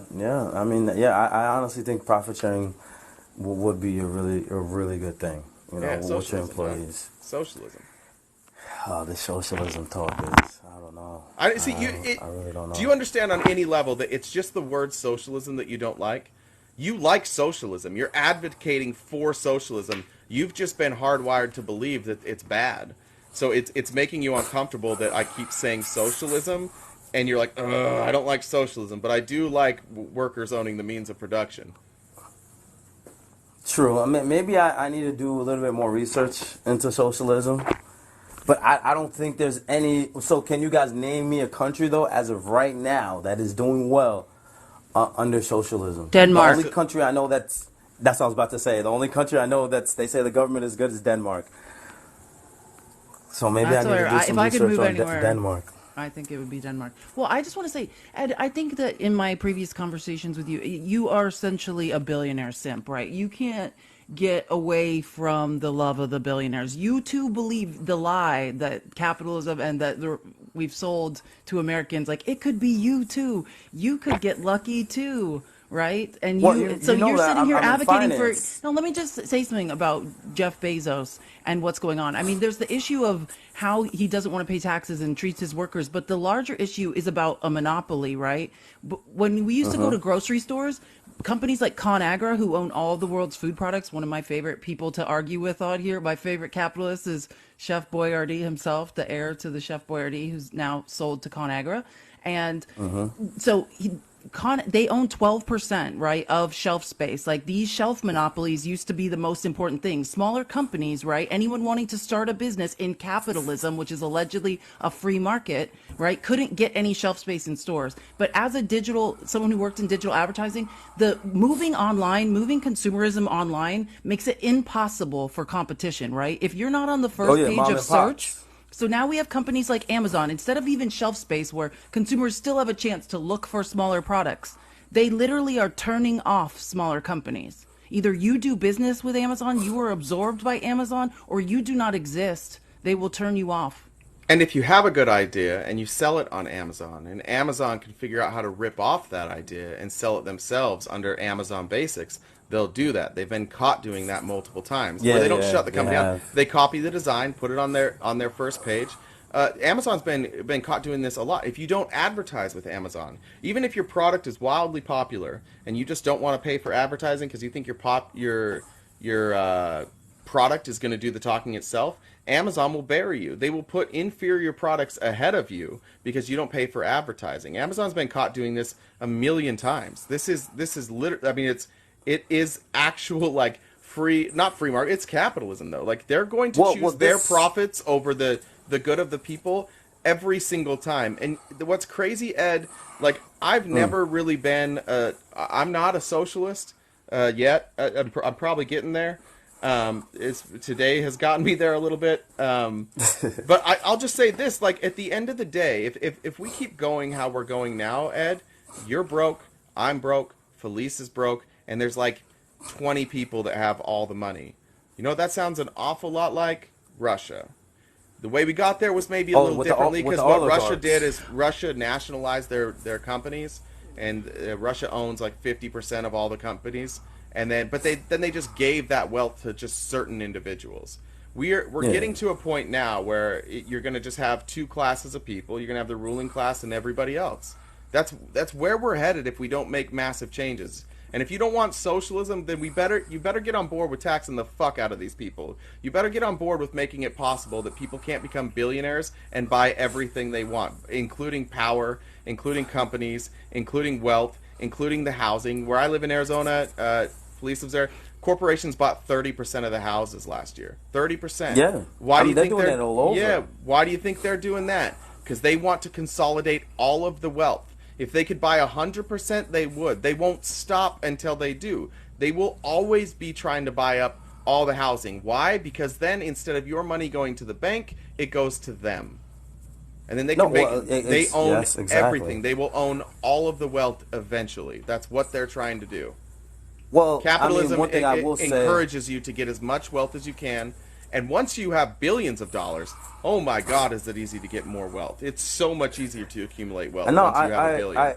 I hear you, and especially what you're saying with the housing market. I believe they don't want people to be owners anymore. They don't want people to be able to hand down their homes to their kids anymore. They want everyone to be renters, because when people are renting, they can control how much the rent prices are. So if they feel like, okay, next year, you know what, we're gonna raise their rent by $1,000. No one could do anything about that. So I feel like that's what's going to be coming towards the future. But what I will say with you and agree with you is I feel like this is not only happening with Amazon, it's happening in all different platforms, even with social media. I mean, a lot of people think that it's really, you know, these senators and these politicians that want to get rid of TikTok, but it's these social media companies like the Facebook, like the Snapchats, that are funding these politicians to get rid of TikTok because they want to control the media sources, the social media platforms. That's true. And so this is happening on all aspects, but I think it's too late for us to. I mean, I don't want to feel that way, but I feel like it's too late for us to be like, yeah, we have to tax them more, especially now things are going towards robotics and AI and all that, which is, I think, is very scary because, I mean... It's only scary, the only reason that's scary, like, if it was done in an ethical way where we had AI and robots and it was just going to make all of our lives easier, great. But the scary part is AI and robots are going to be used for these same people to accumulate more wealth. That's the whole idea behind all of this. And at some point, you've got to realize you are either on the side of the people who are trying to take over the entire world and collect all the wealth, or you're going to be on the side of the people. And Ed, unfortunately, you're kind of on the side of the people who are trying to hurt you, which is a bizarre place to be. It's tough. It's tough. And like I was saying before, like when I used to when I was a manager for Cisco Foods, there was a machine that they have. It was like only like the only one in the country that had it. And I remember like the VP he was showing the senator like around the building or whatever, and this one machine replaced like 10 workers. And he was telling him, he was like, I love this machine. I don't have to pay. It's holiday pay. You know, you don't have to worry about it not coming in. It runs 24/7. And so, like you said, man, these robots and AI is going to replace the workers, and they're going to be able to put more money in their pockets, and we're going to have oligarchs and all that. Like you said, it's going to be like Russia. I want to just say, like, when we think about the consolidation of wealth too, Ed, since you're such a billionaire tech simp, I want you to think about the next iteration of wealth, right? It's not even just about hoarding capital anymore. The next iteration of wealth is data, right? They're hoarding data. Data is king. Right now, where data is being collected on us, and whoever sits on the most data, like when you talk about Amazon's profits, Amazon's real value and tech companies' real value has nothing to do with their actual profits in currency. It has to do with the data they are hoarding about consumer behavior, about us. There's a new Harvard study that just came out. Like, we don't have free will. We like to say, oh, the far right magazine, a cult. No, it's not the far right. It's all of us across the board. We are literally, as someone who comes from advertising and understands psychological influence, we have lost our free will. They have so much consumer data on us. They know more about us and about our behaviors than we know about ourselves. So it's not just about hoarding wealth and not reinvesting it into the economy now. It's about who is sitting on the most data. That is the revenue. That's the currency of the future. No, you're absolutely right. I mean, I was saying this years ago. Data is gonna be more of a commodity than even oil, because the data that you could collect on someone. I mean, you'll be able to instantly, as we talk about things, you name something, you go straight to your phone, you see advertisements of it everywhere on your phone. It's just like, what the hell, So just imagine how much crazier it'll even be. I don't know if you guys heard, there was a guy who had like the Amazon cameras in his home. And he said some racial slurs or whatever. And is this a conspiracy theory, Ed? We're veering off into conspiracy. No. It picked the cameras, whatever, picked up what he said, and supposedly, I forgot, something happened to him. Like, he got in trouble for it. Because what happened? Did Elon Musk send him a care package telling him a great job? Is that what happened? No, he got something. Damn, I wish I had that article right here in front of me. But he got in trouble though because you guys know the Amazon cameras that people have, because it listens in on people, and damn, he was having a dispute. Do me a favor, Ed, because I do have people waiting in the box. And they used it. Oh yeah, my fault. When you jump off, will you send it to me? Search for that and DM it to me. Okay, I will definitely do that. All right, you guys, be good. All right. Who was it? Oh, did they take off? It's gotten more reasonable since the last time I talked to him. I guess I would beat the Q theories out of him. I had somebody to say they were sorry. We'll go. What are these? This is a tough choice here. These. Yes, please. Yes, please.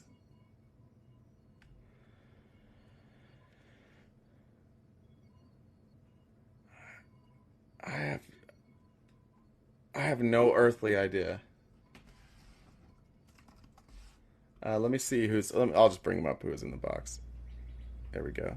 Somebody just said you're mute. Oh, Felice said you're muted. Oh, okay. I heard you. Can you guys hear me? Felice now?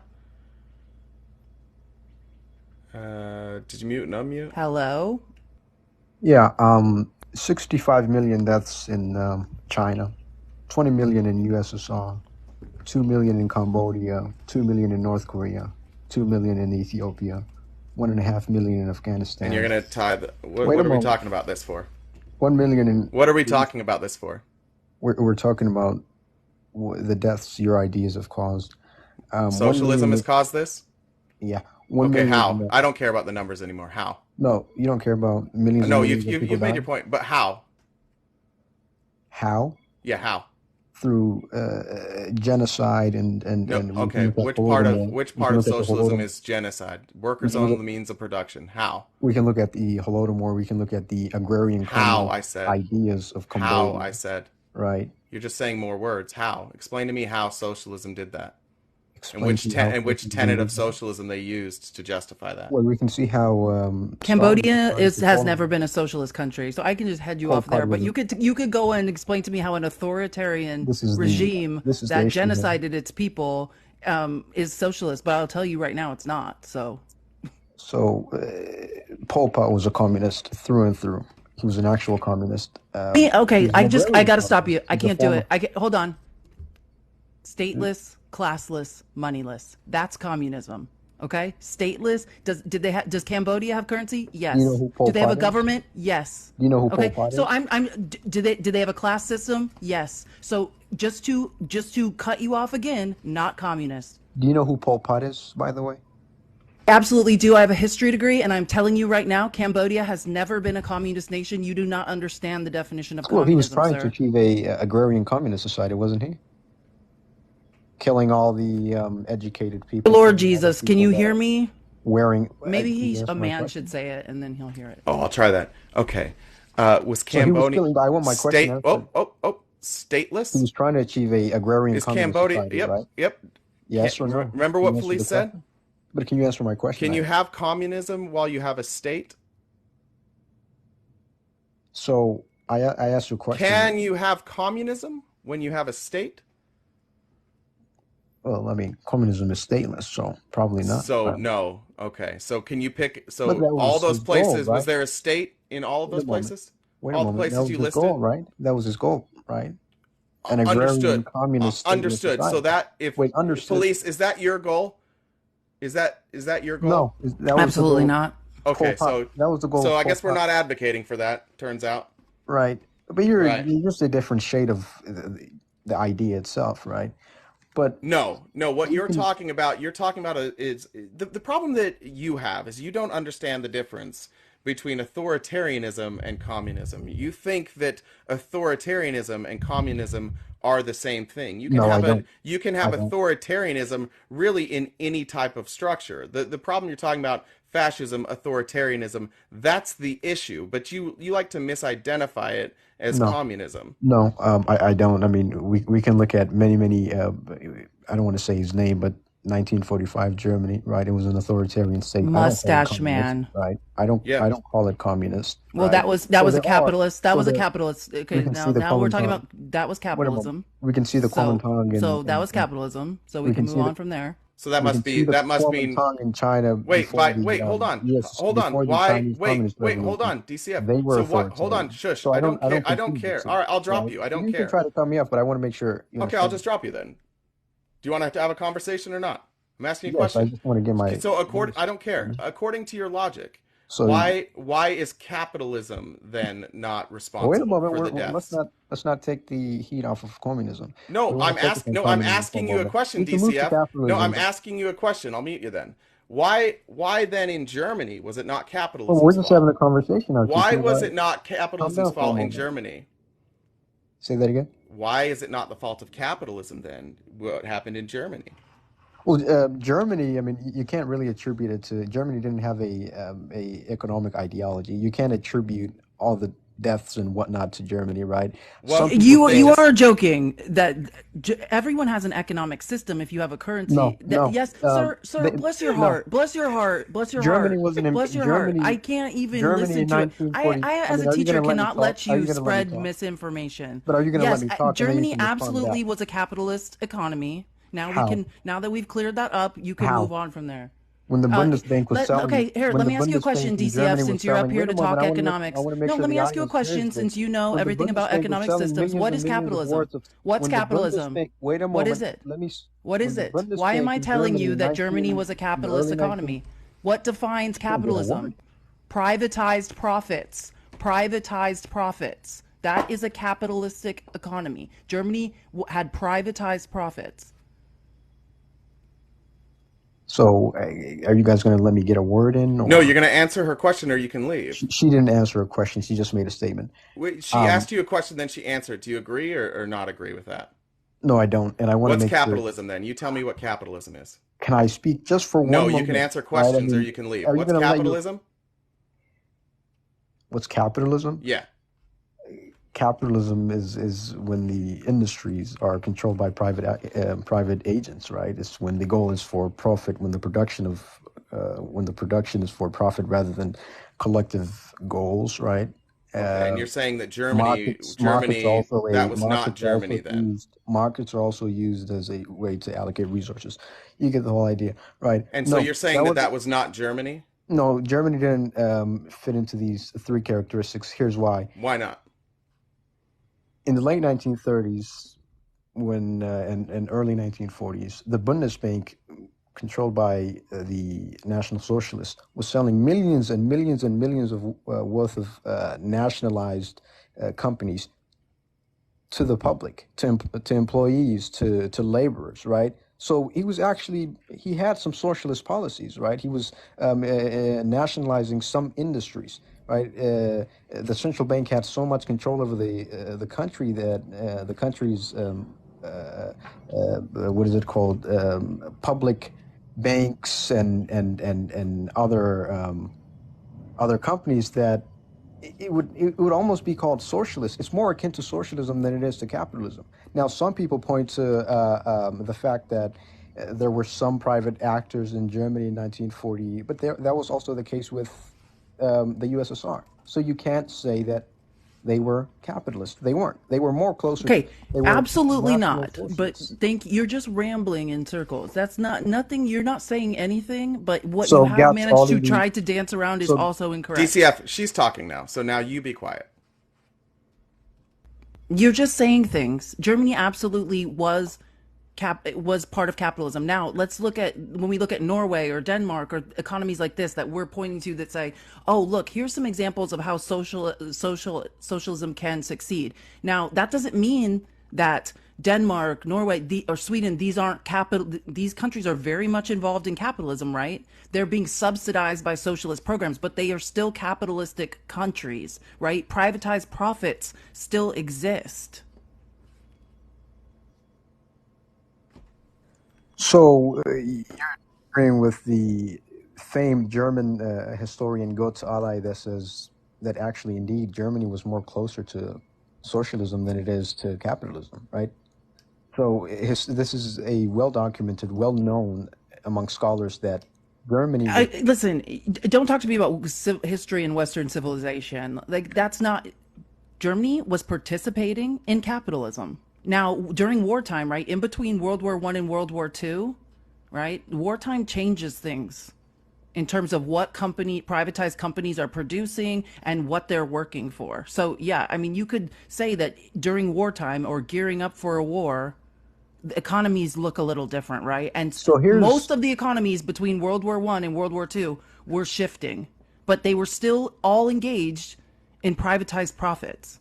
so here's an excerpt from Götz Ally's mustache Bro, man no, quote set. shush, be quiet. You've got to at some point you've got to Why? answer a Let the audience question hear with the your truth. you've got to be able to answer questions without Okay. just like reading shit. Have you ever talked to like a human before? Can you talk like a human instead of So I'll answer the responding to question. everything by reading an excerpt who then I've got to go fact check and see if you're telling the truth. Then I have to find out how much that person knew.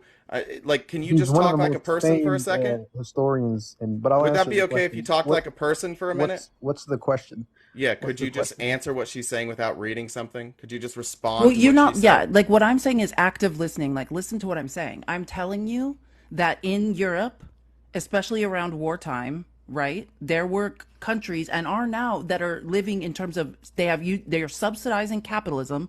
Capitalism is the ability to create businesses and collect privatized profits.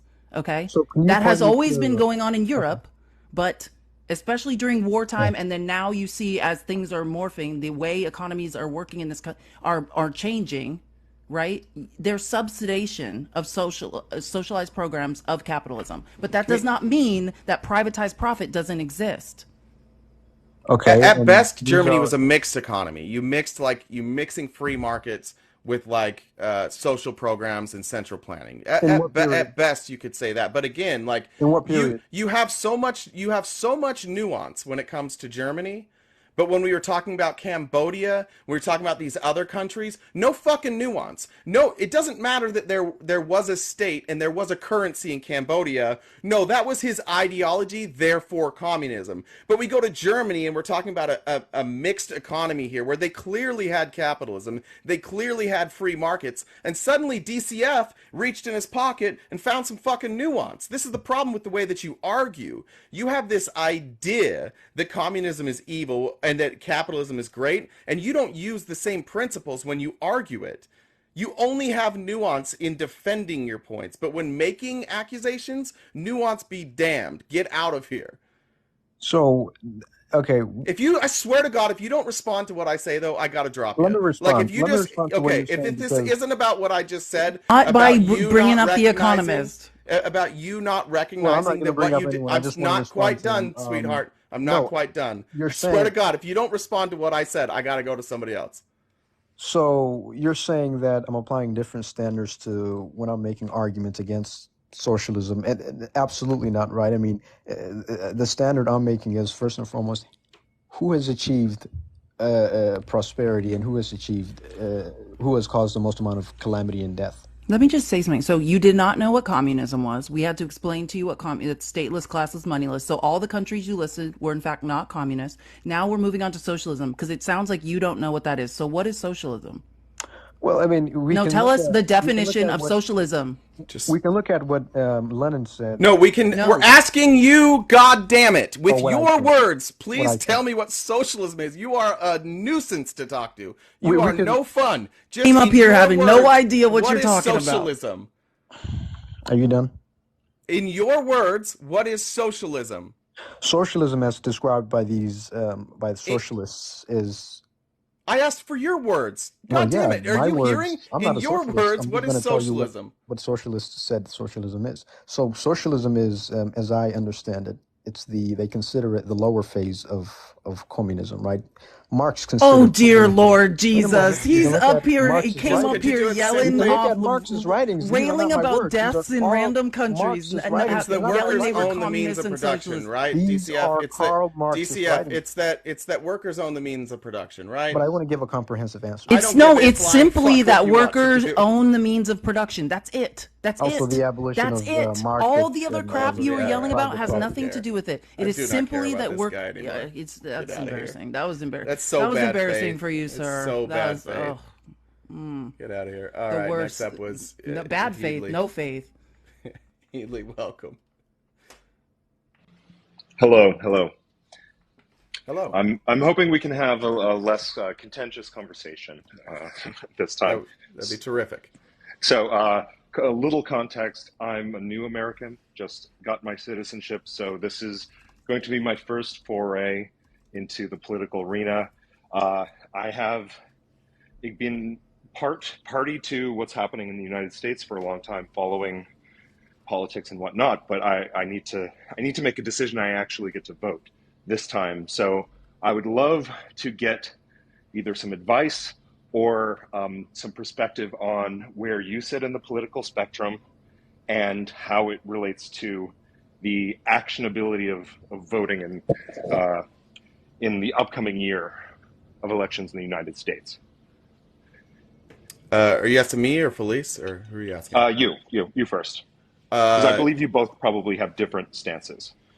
Yeah, I mean, I think that the things that matter the most to me, the number one issue for me is universal health care. I think not only is it necessary, but it fixes more of our problems than anything else. I want universal health care and universal mental health care. So my number one priority in 2024 is going to be voting for people who are going to vote for universal health care.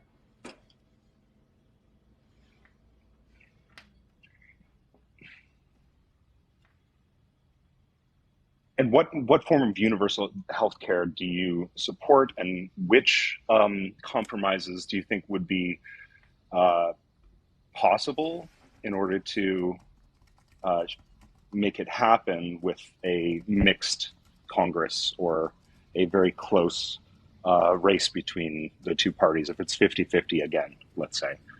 I support Bernie Sanders' Medicare for All bill. I don't know. I've never heard anybody explain to me like what sort of compromises need to be made from that bill. I don't know what Republicans would even offer, because I want private insurance to go away outside of like elective care. I don't think private health insurance should exist.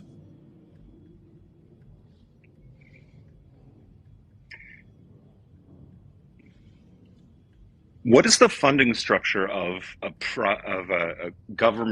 federal government-run insurance system? Is this similar to what is currently happening with Medicaid and using that program and extending it? What options do you prefer? But I guess you laid it out. You said you wanted no private insurance at all in the medical industry. What other forms of insurance do you think should be nationalized? What other forms of what? Insurance? Insurance, yeah. Because that's what you're mentioning for medical insurance, right? Yes, correct. I'm not advocating for any other insurances to be government subsidized or government We run. have socialized medical care in this country, right? In the form of veterans. Like, so there's already a model for this that is functioning in this country. It's sort of about probably rolling veterans medical care, things like Medicaid, um, together, and then funding, sort of extrapolating that to everyone, to put it the most simply. Okay, so concretely, the most important thing is making sure that everybody in the country is, whether a citizen or not, is able to get medical care without bankrupting themselves. Is that the end goal? Yes. Yeah, and you shouldn't have to. It's about not being beholden to corporations, right? Us being able to go to the doctor, to take our children to the doctor, should not be dependent upon your slave labor to a corporation.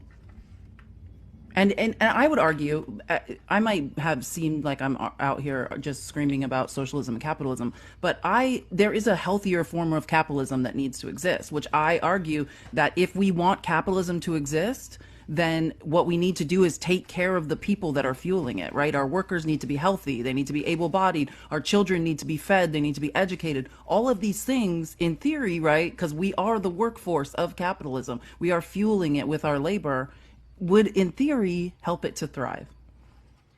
So, Felice, go ahead. from your perspective, so I didn't get a chance to ask her what's the most important thing from your perspective, Felice, or what is driving political decisions practically for you? Is it the bigger kind of abstract political change that you want to see in the world, or is it particular issues like healthcare? Sure, that's a great question. So yeah, I think healthcare is such a basic because, right, if we don't have healthcare, the birth rate isn't increasing. So I think healthcare is fundamentally an issue. But for me, I'm part indigenous Mexican, part African American. I'm a woman. I'm bisexual. So all of these things, I think I love to have these higher level political ideological conversations. But a lot of us, people with uteruses, the LGBTQ, we're in the trenches taking grenades, right? There's over 400 bills introduced by the Republican Party in the last year to legislate the LGBTQ out of existence.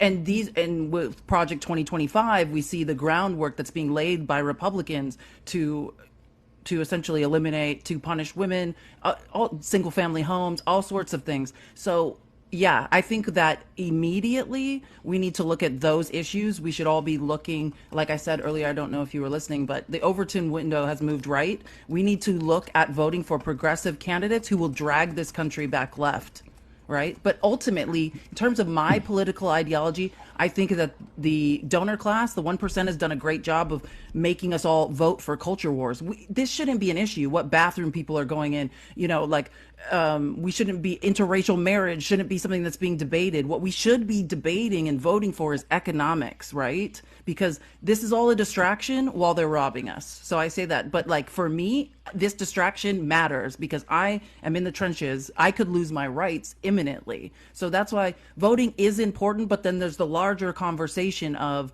yes, this system is broken. A two-party political system is probably not going to work. And what can we do to change that in the long run? So two separate conversations. But for me, in the upcoming 2024 election, yeah, I'm voting to maintain my rights and freedom. Right. And I guess that leads to the question of what your preference would be in terms of candidates who are progressive and their affiliation with the Democratic Party, or, you had mentioned the two-party system not particularly working, but, what's the practicality of a third-party system going? Like, if you were to make the calculus as to how to achieve the goals, which trying to move the Overton window back, I believe is one of them.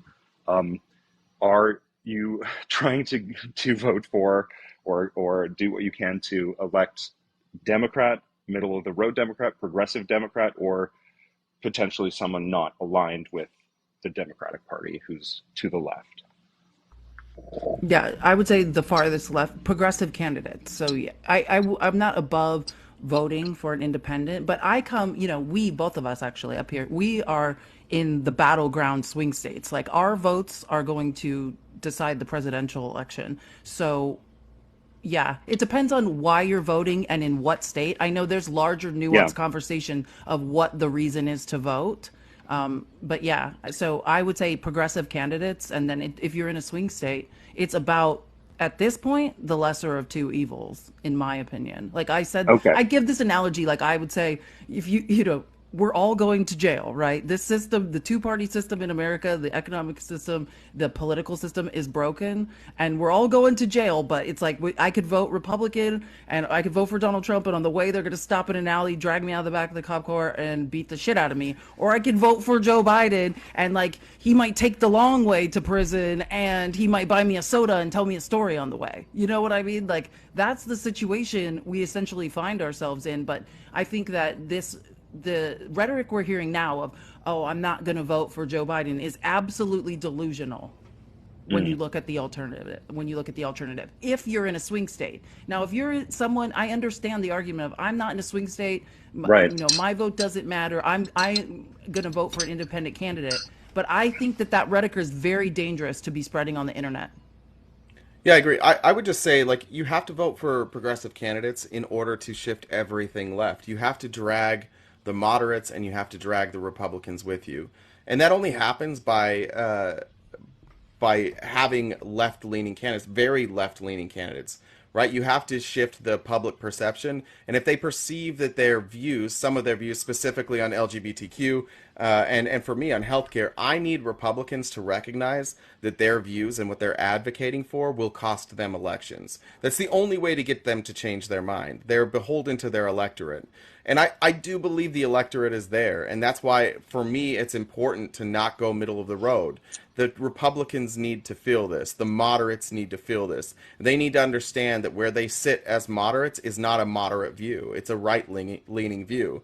So for me, everybody on my ballot that I can vote for that will drag people left, specifically when it comes to healthcare, specifically when it comes to the right to your own bodily integrity, specifically when it comes to the rights of the LGBTQ community, I'm going to vote for that person every single time, because I need the people who aren't responding to the electorate to wake up and understand that that's what the electorate wants.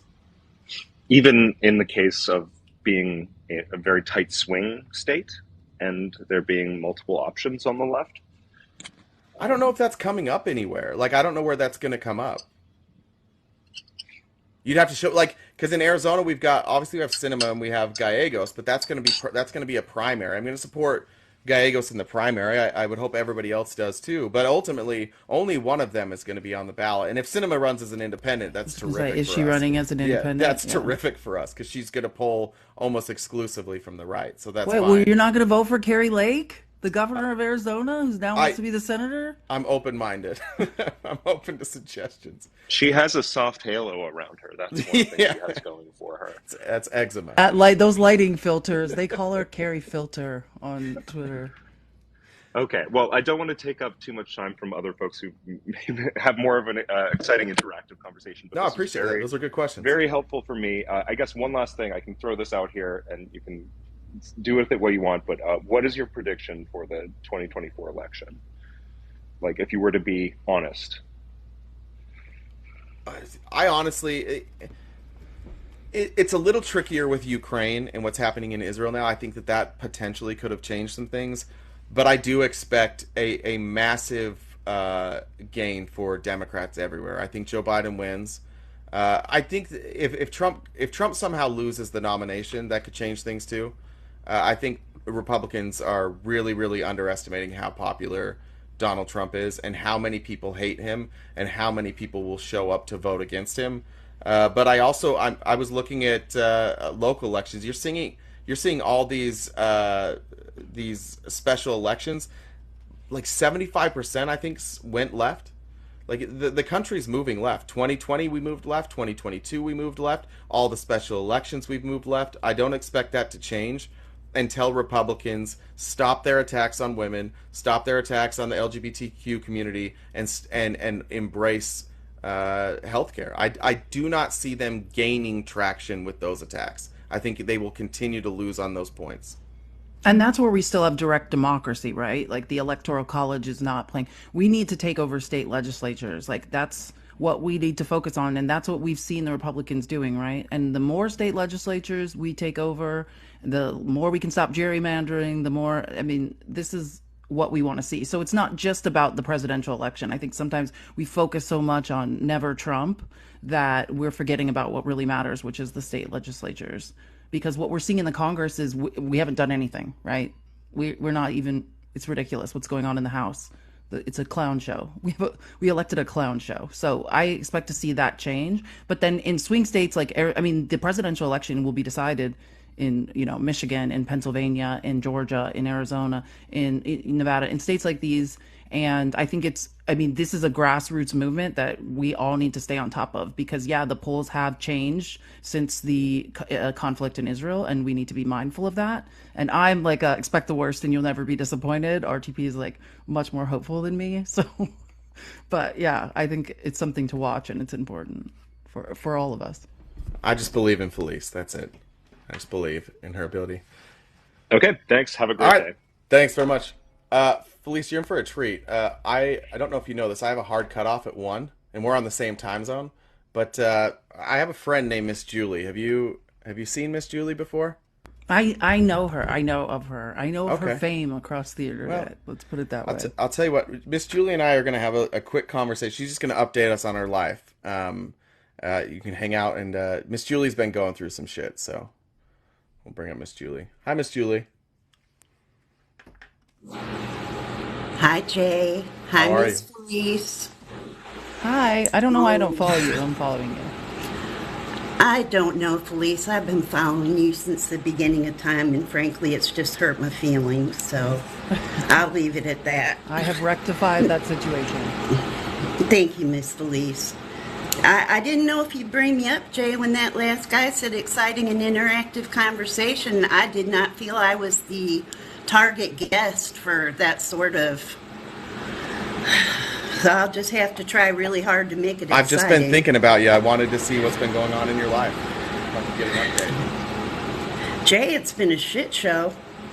I know that's a surprise because I keep things pretty tight over here, but well, apparently when the probation officer and the equipment technician went back to the office yesterday, halfway through my appointment, they wrote up their paperwork and turned it in. Apparently there was a problem with the unauthorized expenditure for the 3 AC Delco batteries that they picked up at Napa Auto Parts. Yes, ma'am. And the destruction of my personal property. Which was remember, what was the destruction? They removed the batteries from 12 smoke detectors, only 3 of which were mine, and they destroyed my vibrator. That's right. They took the electric cord right off the Hitachi Magic Wand. What kind of bullshit is that? Do you think that the state's going to give reimbursement for that? That's vital equipment in my healthcare regimen. Absolutely vital. Thank you, Miss Felice. It's nice to have another woman on the panel who understands what I'm going through. Okay. So, they sent out another. I'm so flustered. They sent out another probation officer to have a talk with me and try and smooth things over. And when he saw the human rights violation, that had turned me into a walking human bug zapper every time I stepped into my kitchen. He unhooked me right away, took down all the equipment from the door frame, put up crime scene tape, and called Adult Protective Services. We're on the honor system now. I promise not to leave. But on the plus side, I lost 17 pounds in 24 hours by not being able to go into the kitchen. I guess all those shocks just kind of sizzled some of the fat right off and it melted away. So there's bright sides. But on the downside, well, it kind of set a short off, giving me a shock in my continuous glucose monitor every time I looked at the kitchen. So, but I'm safe now. I'm safe now. Still having to drag my ass across the carpet to get into the toilet, but Any do luck? what I have to. Yeah, we still leaving marks, or is that kind of cleaned up? Well, I've stayed out of the kitchen. That's what left the marks. I got them up again anyway. Miss Julie, I was thinking about ordering you some Swiffer pads you can scoot on. I'd rather have one of those little dollies with the wheels on it. Okay, we'll see if we can. Didn't Eddie Murphy use those in a movie where he was pretending to? I don't know. I'm old. I think of crazy things. Hey, Well, can I ask a think I love political you. question? Yeah. I love you too, Felice. You're so pretty. And you're smart. Smart is attractive. That's why I like Jay too, even Yep. though I'm a lesbian. I'm a sapiosexual. I'm attracted to people's minds. Absolutely. Can I ask a political question based on what's been discussed today? And I hate to reveal my ignorance in certain arenas, but who is Overton's widow and why does she keep moving? Well, fine. I knew you were going to laugh. Typical liberals. Laughing at my lack of knowledge. That's fine. I got some knowledge to drop on you, RTP. Great. Overton is not a nice. Wasn't a nice guy to some people. He was But not his nice widow. to capitalists. And What? so his, What? Well, people What keep about going his after widow? people keep going after his widow. It's been long rumored that Overton buried gold in a secret location, and his widow has been bothered ever since then. He didn't. We don't have any evidence he did that, but those are the rumors. People just won't leave his widow alone, and so we're constantly here on the left trying to protect that widow because we protect the sanctity of life. So we're just trying to help Overton's widow move a lot. This sounds suspiciously like Donald Trump documents Ivana's casket in a golf course. It's but not I don't know terribly why I different. digress. Okay, well that makes sense. Thank you for saying it in a way I can understand. Well, Now, the only information I got, Jay, about RTP's KFC, where I'm going to be doing my 200 hours of community service for crimes against animals, which I call bullshit on.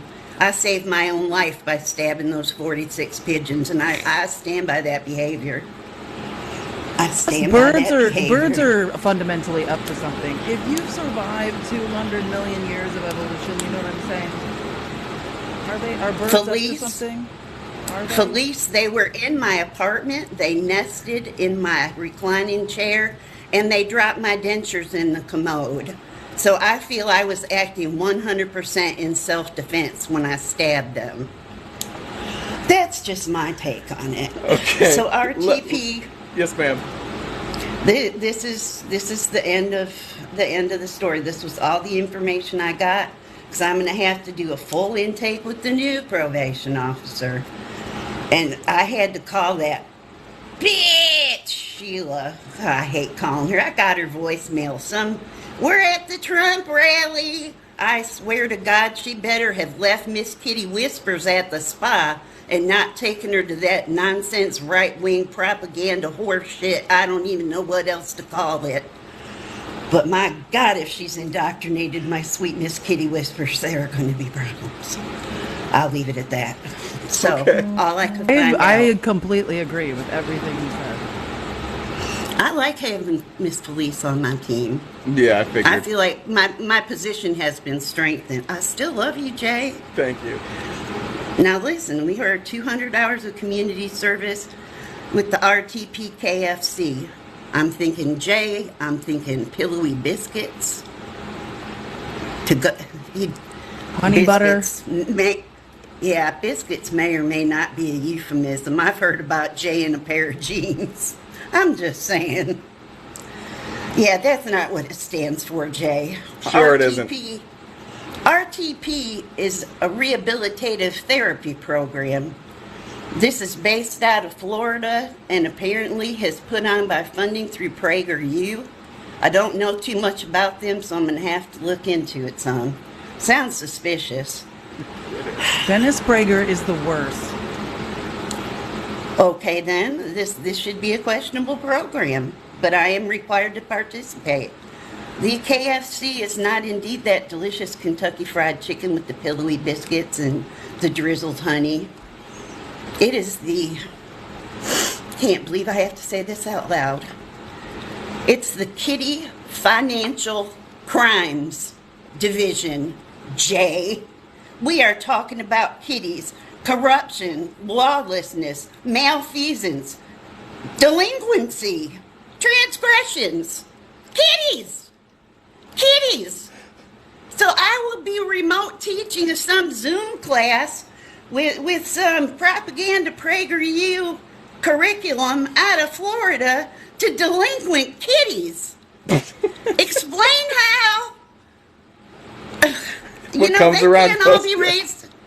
They can't all be raised right like Miss Kitty. Where can I Whisperer, register so- for this course? I do feel like Well, I need. See you in Discord, Felice. We'll see you in Discord. We'll see you in Discord. This is going to be done over Zoom, I guess, because I'm honor bound not to leave my apartment, and what with the agoraphobia and all, I don't tend to go out much. The dispensary delivers, so. All right, well, I'm going to let you guys go time. so I can That's my prepare hard for cutoff. tonight's debate. And I'll let you guys No, finish the show. I'm done. I'm done, Miss Felice. We're all done. We're all done. This is my hard cutoff. Miss Julie, please keep us updated and update Felice when she gets into Discord. Oh, I absolutely will. Thanks for All right. having me up, Jay. Thanks, Miss Miss Felice, Julie. thank come you to for the the debate follow. tonight. Yes, absolutely. I look Who forward are you to hearing more. debating, Miss Felice? Who are you dating? Oh, I'm dating. I don't single. mean I'm dating. single. Debating. Debating. Oh, tonight Jeff HVAC wants to make an appearance, and let's everyone attend to watch Jeff fail. Tonight we will be watching Jeff again fall on his face. Is Jeff going to be his reasonable sober self, or is he going to be I'm not his sure I've met that amplified iteration of Jeff's self? personality. But He appeared on he said RTP in, show he once. said in text message that he will be on his best behavior. So I'm We sure have- he will be unbearable. Sorry, I can't, when Felice speaks, because of the background noise from Miss Julie, we can't hear you. Miss Julie, I love you. I will see you tonight and tomorrow. Farewell. I love you. Love you, Miss Julie. Thanks. Felice, appreciate you jumping on today. That was very helpful. For any of you who are just meeting Felice, she's brilliant. She does this all the time. She doesn't like herself either, so that's why she does this. We hate ourselves. Do you want to share? Do you want to share before you go the screenshot? Stop telling people so much about us. Sorry. Do you want to share what the screenshot you just sent me says?